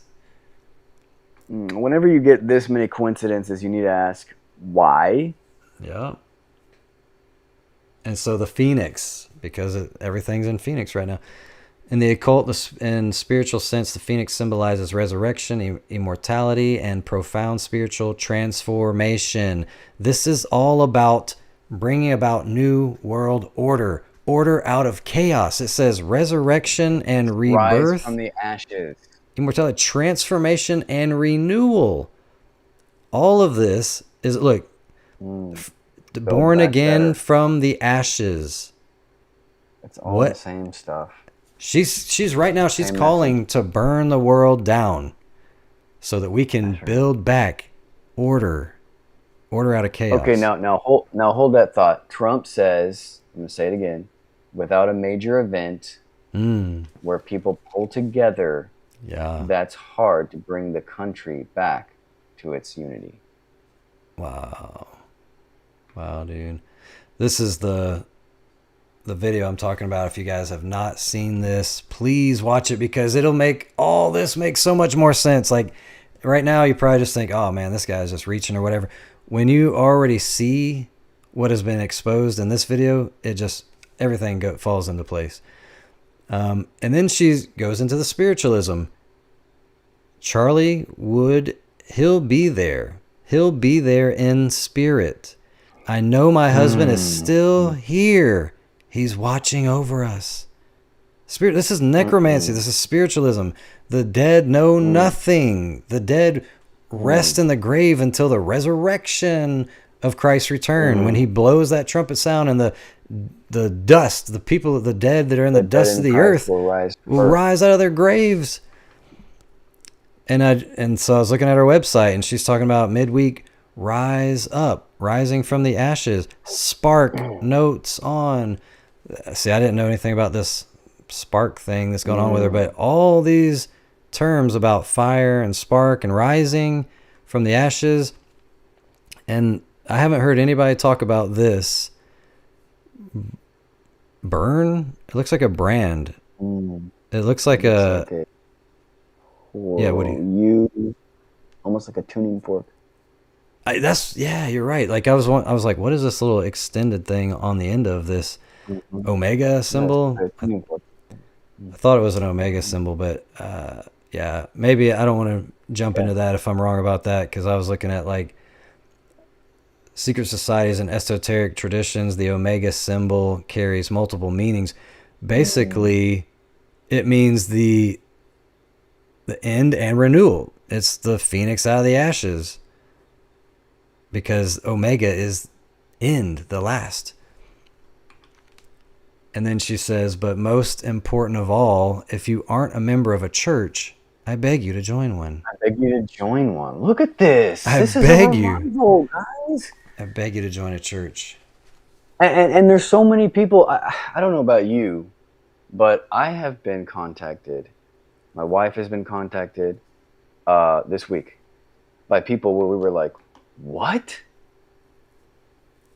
Because why? And not even Christian people. I'm saying this is a revival going around the world right now. Right. People, through this Kirk effect, right, people are becoming convicted. Not the God whether effect. You are a churchgoer or not. No.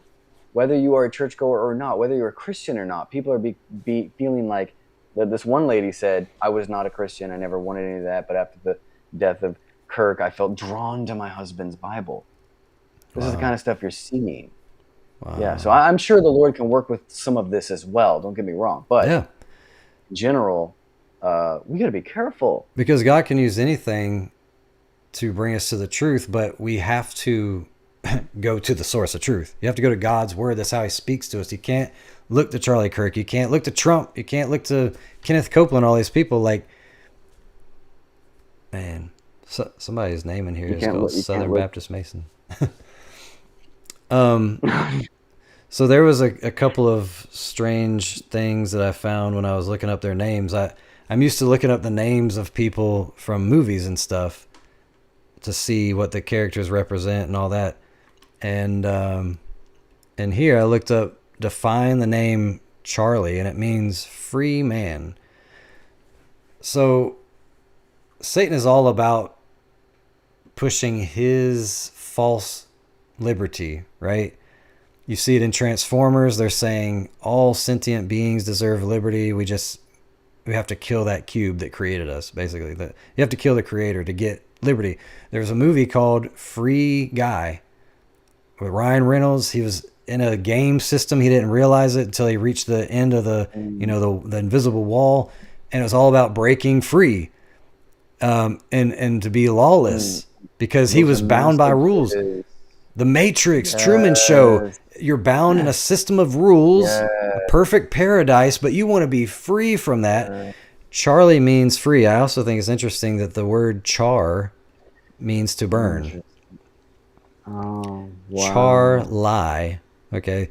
Think about that. Char, the burning lie. And then Kirk. What does Kirk mean? A church or a place of worship. What? Wait, we want to start a new lawless church. That's what his name means. The Free Man Church. And it's got char lie, a burning lie church, dude. We're gonna burn down the old system. They use the sound of what things sound like to send messages. It is very sophisticated, very very dark. So even if you think char and lie is a stretch, it still means the Free Man Church, which is the lawless church. And Jesus said, many are going to say, Lord, Lord, I wish that you were hot or cold, but because you're lukewarm, I'm going to vomit you out of my mouth. A lukewarm church, a lawless church, is one that believes in coexist and tolerance, and we're all children of God. Even if you practice voodoo and you're a Buddhist, we all believe in something. They're all different languages to God, the Pope said. So Erica, his wife, means eternal ruler. That's pretty interesting. Eternal ruler church. But remember, her last name used to be something different. What was her last name? Franz? Oh, what does it mean? What does it mean? Free man. Oh, what? So her name literally meant eternal ruler, the free man, eternal ruler. That's Lucifer. He wants to be the ruler of lawlessness. They come to free us. They're here to free us from the law. From the system. What? So isn't it weird that her maiden name means the same thing as his first name? Free man? Is that a coincidence? Are the two people who were martyrs having the same birthday? Was that a coincidence? What about names, by the way, are extremely important for the occult. They're extremely important. Take that very seriously. You mentioned this girl. For those who don't know. The girl on the train. I say I want to challenge anyone to watch that video. I didn't even want to watch it because when I saw what it was about, I'm like, I don't want to see that. But then my curiosity got the best of me because I'm like, is this a false flag or something? There's no blood on her neck. You look at that. It shows both sides. When you look at both camera angles and you make up your mind. When somebody gets jabbed 3 to 5 times and then they're sitting there for 20 seconds, fall out of their seat and the blood is under their butt but not on their neck, I got questions. When you conveniently fall behind a metal wall and it looks like a cup of blood just gets poured over a step, I got questions. I believe that if anyone watched that scene in a movie, they would mock it and say that was the fakest, cheesiest looking scene I've ever seen. But because it's on the news, we got to believe it, right? We can't believe that we're being duped, that we're being controlled by the controllers, that they're trying to divide and conquer. And what was the name of what was it called? The Charlotte murder. Her name wasn't Charlotte. It happened to Charlotte. What do we got again? Char? What does the word Charlotte mean? Free woman? Free man? Wow. Dude, what are the chances? Do you have her name on there? I don't. I should get her name. You should have. This was the guy. Yeah, you should look that up. Tyler Robinson. I couldn't figure out anything about his name. Don't jump to Tyler just yet. With the Charlotte, the Ukrainian girl. Oh, look up her name. Yeah, look it up, please. Whether you believe that it was staged or not, or maybe she could have been a sacrifice. That's a possibility. Maybe you believe she was a sacrifice. Maybe you believe, it was staged. But whatever the case is, that happened on 22 as well. What we can say is that they are exploiting that one as well. Like I brought up earlier, you see this young white girl and these black people all around this guy with tattoos, and he looks very rough, and he's over here with a knife. His last name is Brown. It's almost like they are trying to that's crazy. Speak to you. Think of it, Brown, almost like become afraid of this. Yeah. And so it's doing more of that fear, putting fear in people, and it's causing you to be like, I'm afraid of those people. Those people are scary to me. So, I mean, I'm just telling you, it's like they're using both of these deaths on purpose to further the divide. So pay attention to that whenever you see this Hegelian dialectic. So I'm not seeing her last name mean anything, but her first name means peace and harmony. So it's kind of like, wait a second, there is no more peace. Yes, the brown exactly. Is killing the peace and harmony. The brown is killing and destroying your peace. That is. It's interesting that we have 205 people in here. We've been going for 2 hours, and just now we got like 3 thumbs down. And was it about the girl?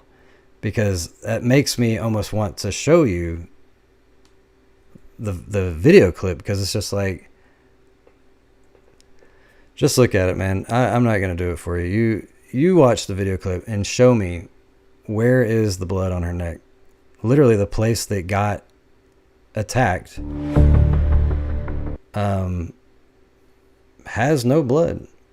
And so I'm only just looking at, what am I looking at? I'm asking questions because it doesn't make sense to me, and I don't trust the media. It has nothing to do with me against some girl. This is me not trusting politics, the rulers of this world, the mainstream media, the propaganda.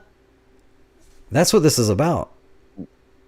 Recognizing constant symbolism in everything that happens, recognizing that this is a stage and that this is a movie, and that we're Jesuit theater. Jesuit theater. Tyler Robinson was 22 years old, and the death of that girl on the train was on August 22. Always 22, always 11, always 33, 6. So I don't know where you're going with this, but something that caught my attention was Tyler Robinson. Tyler Robinson. The name Robinson means son of Robin, which means nothing to me. But what was the other event that just happened? Another trans person shot up a Catholic school, was doing target practice on Jesus, and just happened to write his manifesto on the bullets. Kyle, come on. This is like a movie script. Listen to how ridiculous that sounds. They said the same thing. Practice on Jesus. Yeah. They said the same thing with this too. With this situation, they wrote the manifesto on the bullets. His canister, right? On the who does that? Canister, something like that. What was the name of the shooter? Only. Look, I said, who shot up the Catholic school in Minneapolis? What was his name? Where is it at? Minneapolis shooter. What's his name? Oh yeah, I remember this one. Where's his name at? Yeah. This is trying to send a message. Look at that. To What does that say? Robin. What? That's interesting. Wait, Robin. the shooter's name was Robin? What was the shooter's name that just... Robinson? I don't know, man. I know people are just going to be... What are the chances, man? These things happened a month or two apart or something. And you got Robin and Robinson. Yeah. And I just want to say they're all connected. What they're trying to do, I believe, because this is Jesuit theater, that this whole life is nothing but just a theater that we're living in, a matrix, if you will. They're trying to instill the LGBT as dangerous, as deranged, and the Christian needs to be afraid of them. The same thing with the races. Blacks need to feel disrespected by whites. Whites need to be afraid or feel disrespect. It's all the same stuff over and over again on repeat. It's just theater. Because I don't want to believe we're duped. I don't want to believe that everything's a lie. I don't want to look at something and think that it's fake or anything either. This is a bad video, but okay, so there it is under the seat. I'm looking at her neck. Nothing. That's the side she was attacked on. Somebody just said something about left. There was another view. You can watch the other view. Same thing. The other view. I have the screenshots on my phone, but watch both views. I challenge you. I challenge you. I don't want to believe this stuff either, man. You saw everything we presented. I mean, there's number patterns, there's hand signs, there's rings, there's necklaces, there's blatant admissions of being baptized Catholic in went to a Jesuit college, talking to the camera saying, I want to burn the world down. I see an agenda happening.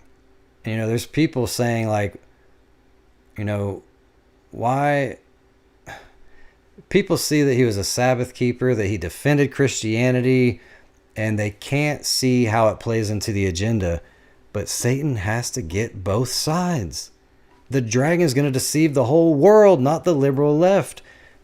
There had to be a hero.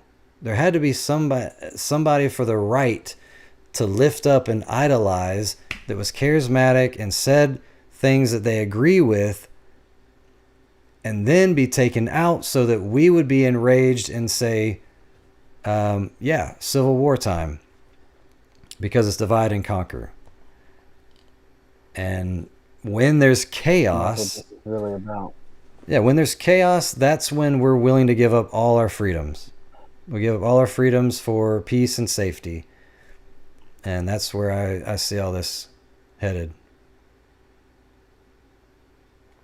We may disagree on how it happened or what happened. And I'm talking about everyone here. Right. But one thing should be able to see, I would say, is that yes, they are unifying the country. Yes, this was the crisis that they were looking for. Yes, there is a divide taking place. Yeah. There is a civil war that is going to take place against every two-sided, polar opposite situation. And these things are real. And yes, we are living in the matrix, so to speak. This is Jesuit theater. What we see on TV and on the news is not real. It's not real. I mean, you can tell that it's not real. There are compilations of news anchors saying the same things all over the world. Same script. And it makes no sense for them to repeat that stuff. Happened with COVID. Happened with COVID. That stuff. I mean, I have collections of different articles and videos that I've collected over the years, stuff with COVID, I mean, it's just like they're mocking our stupidity, really, is partially what one of the things they're doing. But they know they can get away with this stuff because people like you, people like me, we don't want to believe this stuff is real, because why would we want to? Right. It's Who wants sad. who wants to live in a world of lies, man? We want to live in a world of peace. We want to live in a world of happiness. But we look around and we look at this stuff, and this really is happening. And we're sad to announce it. But what we're doing here right now, Mikey and I, we're announcing that something evil is coming, and they're exploiting this death. All right, whatever you believe about the death, put that aside for a minute. They are exploiting the death. And it's not good what is happening, because our country, it's going downhill. Now, from here on out, I believe personally that this is a turning point for the USA. Yeah. Personally, I believe that that is a predictive programming. That's just a personal conviction. If you understand what I mean by that. But this is a turning point for the United States of America, for the world, because goes America, goes the world. We all know that. So we are seeing this is happening now. So that's all we're saying. You don't have to believe every detail, you know, but at least open your eyes and admit those things that cannot be denied. What do you think about this comment right here, if you can read that? If you think Satan is trying to uplift Christianity, you are a fool. Oh, 100% he's trying to uplift Christianity. I mean, that's the whole point of...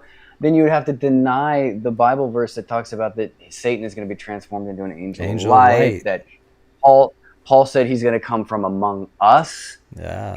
Antichrist comes from among us. So, all throughout the Bible, you know that God's people are going to wolf in sheep's clothing. Sheep's clothing. Wheat and tares look the same. Wheat and tares look the same. They say the same things. False Christ. They all look the same. False apostles. False disciples. So, if you don't understand all these Bible verses that describe all these things, if you don't understand that Antichrist is actually in the place of Christ, right? Yep. Then you aren't going to understand. You're not going to accept that Satan is going to uplift Christianity. Yes, it is true that God can use that for a time. Right. But after you get to because God's dealing with us till the end, till He returns. He'll use anything. He deals with deception. He deals with deception all day long. He deals with people who are in cults. He deals with people who have been deeply deceived. He can deal with deception. So he can save people out of any level of deception. I'm wondering. So that's my response to this that person question. says there is no the Antichrist. We never said anything about the Antichrist. There are many Antichrists. And like a big portion of that is the Catholic Church, which proclaims to be Christian. So for you to say, why would Satan lift up Christianity? Why do we have the Catholic Church? I mean, that's a prime example right there. Why do we have Mormonism, the Church of Jesus of Latter-day Saints, the Church of Jesus Christ? Like, if you were going to find a church and you're looking, I worship Jesus, which church I'm going to go to? They actually have Jesus in the title. I'm going to go to that church, but they have a false Christ. What about New Agers? New Agers talk to Jesus one-on-one. He's one of their many ascended masters. If you think that just because you believe in Jesus, that's Christianity, that's not. Which Jesus? There's many of them. The Jehovah's Witness Jesus, the Mormon Jesus, the New Age Jesus, the Buddhist Jesus, the Catholic Jesus. So, yeah, I mean, you have to be very careful to think that Satan is not going to lift up Christianity. It's just like this kid that was on ketamine. He was in a hospital. He was on drugs, and he had the same experience that everyone has on ketamine. They go out of their body. They see angelic beings. They see Jesus. They talk to dead people. I can give you testimony after testimony after testimony. I've put it on this channel already. And yet everybody was so emotionally driven by this little boy crying, saying he saw his dead dad in Jesus. That is a false Christ. The dead know nothing. You're talking to the dead is necromancy. But Christians have lost all discernment. At that point, you're going to have so much emotional connection to that. When you see your dead mom walking down the hallway, and she says, "My son, I have missed you and I love you." And she talks the way she talks, she walks the way she walks. You are so convinced that she is your mother. You're going to be so emotionally connected that your heart will deceive you. Don't trust your heart, it will betray you. Yeah. It says Satan hates Jesus. He doesn't want people reading what Jesus said. Dude, I can show you New Age books that 90% of the book is the Bible. Law of attraction, manifestation, the secret, they're using scripture all the time. Look at the occult. Yeah, look at the occult. They have the Bible up there. Whatever your culture is, they have the Quran, the Bible. You get a Bible when you join the Masons. I mean, come on. We don't know Jesus's words right now. We're in a crisis. Our country doesn't know Jesus, and we have 15 Bibles in every house. That's right. We don't even know his words. We don't open up the Bible and read them. Otherwise, we wouldn't be saying the things we're saying. Right. We have itching ears. We don't want the truth. We listen. That's another verse in the Bible. I want to hear what I want to hear. Yeah, another verse in the Bible. Prophesy smooth things to me. They will not heed sound doctrine because they're listening to things that itch their ears. That's saying they are going to church. They're listening to a pastor, but he's not teaching the truth. He's saying things like Joe Osteen, like, "Oh, Jesus loves you and you're rich and beautiful and just smile and everything's good." No, you're going to die for the truth. Get it. Yep. Exactly. Wow, man. So we got to be very careful. That is a big time deception. Yeah, man. I think that you can just do whatever, believe whatever, and then you're set. You got to be sanctified by the words of Christ. His words have to go inside of you. You have to eat them spiritually, figuratively. Yeah. You eat them, you become them. They change you. That's how it works. If you don't know his word, if it's not hiding in your heart, you're going to be lost. Yeah. By a show of thumbs up and thumbs down, let us know what you think.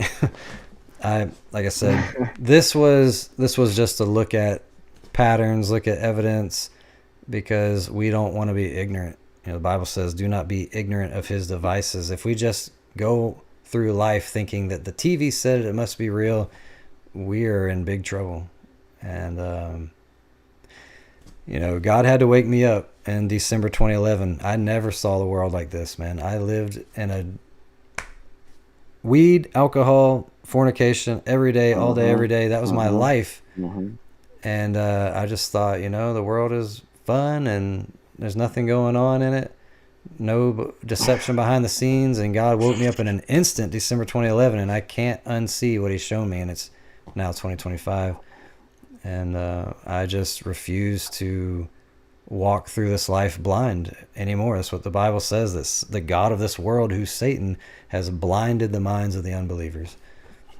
And they're going to buy into a strong delusion. There's all these things about that there is deception in our world, and that we need to be watching lest we fall prey to those traps. So that's all I got, man. So much important information to cover. Yeah, dude. A lot of that is very important. We need to understand these things because we're entering into a turning point for sure. Well, you prayed us in. I'll pray us out. All right. Lord Father in heaven, we just thank you so much for truth.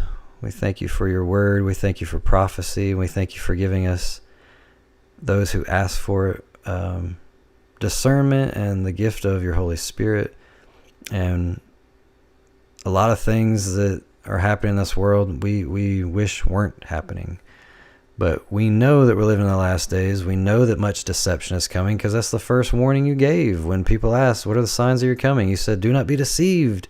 that there'll be many false prophets and all these things that are coming upon the world before you come. And so the good news is that you are coming soon.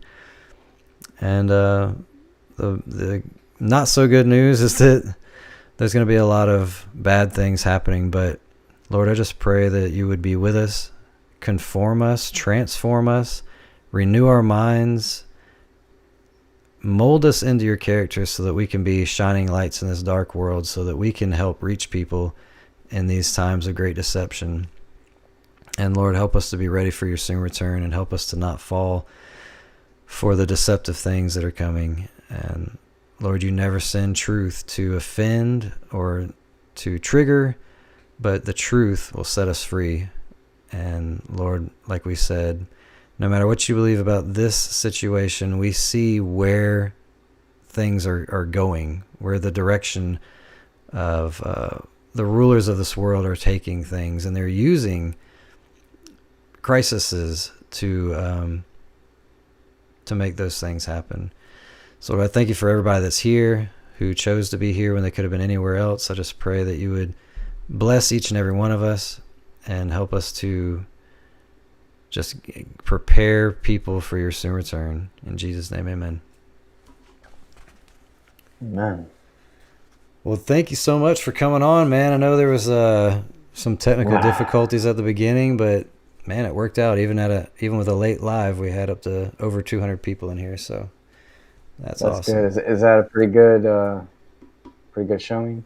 Yeah, usually it's 90s, something like that. Just depends on what the topic is. But yeah, it held at 200. Yeah, man. Well, do you have any kind of do you have a ministry or anything you want to promote? Yeah, actually promote the Advent Age YouTube channel. Advent Age has YouTube channel. Pull that up. Yeah, pull that up. We are just starting off. We don't even have 1,000 followers yet. So if you'd like to follow us, we would love for you to do that. Advent Age Missions. Please? Yeah, Advent Age Missions. My wife and I. So these are videos from camp meetings that you actually host. Right. Yes. Oh, that's awesome. Yeah, so you guys are located in Alabama. Haleyville, Alabama. Yes, we do camp meetings. We bring people. We do revivals, campouts, do all kinds of different things. You've had some big speakers there, man. You've had Brad from Strange Normal. You've had Scott Ritzma. Mikey from CandidTruthOrg. Yep, I've been there. Coming back. Scott Ritzma, Scotty Meyer from Little Light. Christian Bardall. Yeah, man. So yeah, check out Advent Age. Doing those lately. Nice. Yes. My wife does a lot of the shorts. Oh, that's awesome. And those are the. This one was cool. They lied to you about hell. I love that one. No, which one? They lied to you about hell. There we go. Awesome, man. Oh, dude, that's what's up. Yeah. Well, man, thanks for joining this and going almost 2.5 hours, and there's a lot of information, and you brought a lot of good stuff, man. Praise God. Thanks for your input. Praise God. I enjoyed it. I'd love to do it again. Yeah, we'll have to do it again sometime. Yeah, all right, definitely. man. We'll stick around on there, and I'll talk to you in a second. All right, sounds good. Thank you guys for being a part of this. If this was eye-opening to you, please give it a thumbs up. It really helps get this video out into the algorithm. If you know somebody that needs to see this, please share it with them. And if you're not a subscriber, click subscribe, click that notification bell so you don't miss another video. We come out with at least a video a week, at least 1 or 2. We go live all the time on deep dive topics like this. If you want to support this ministry, you can do so by going to CandidTruthOrg. We got Cashapp, Venmo, Zelle, PayPal. We even got Patreon. We are a donation-based ministry, and we cannot do this without you guys. If you guys have been given to us, we see you, we love you, we thank you. We cannot do this without you. If you guys like t-shirts, we got some cool t-shirts on the website. We get about $5 commission on each of those. And if it takes a long time, I'm sorry, that's Teespring. They do take a long time. But we thank you guys, and we love you, and we'll see you next time on Candid Truth.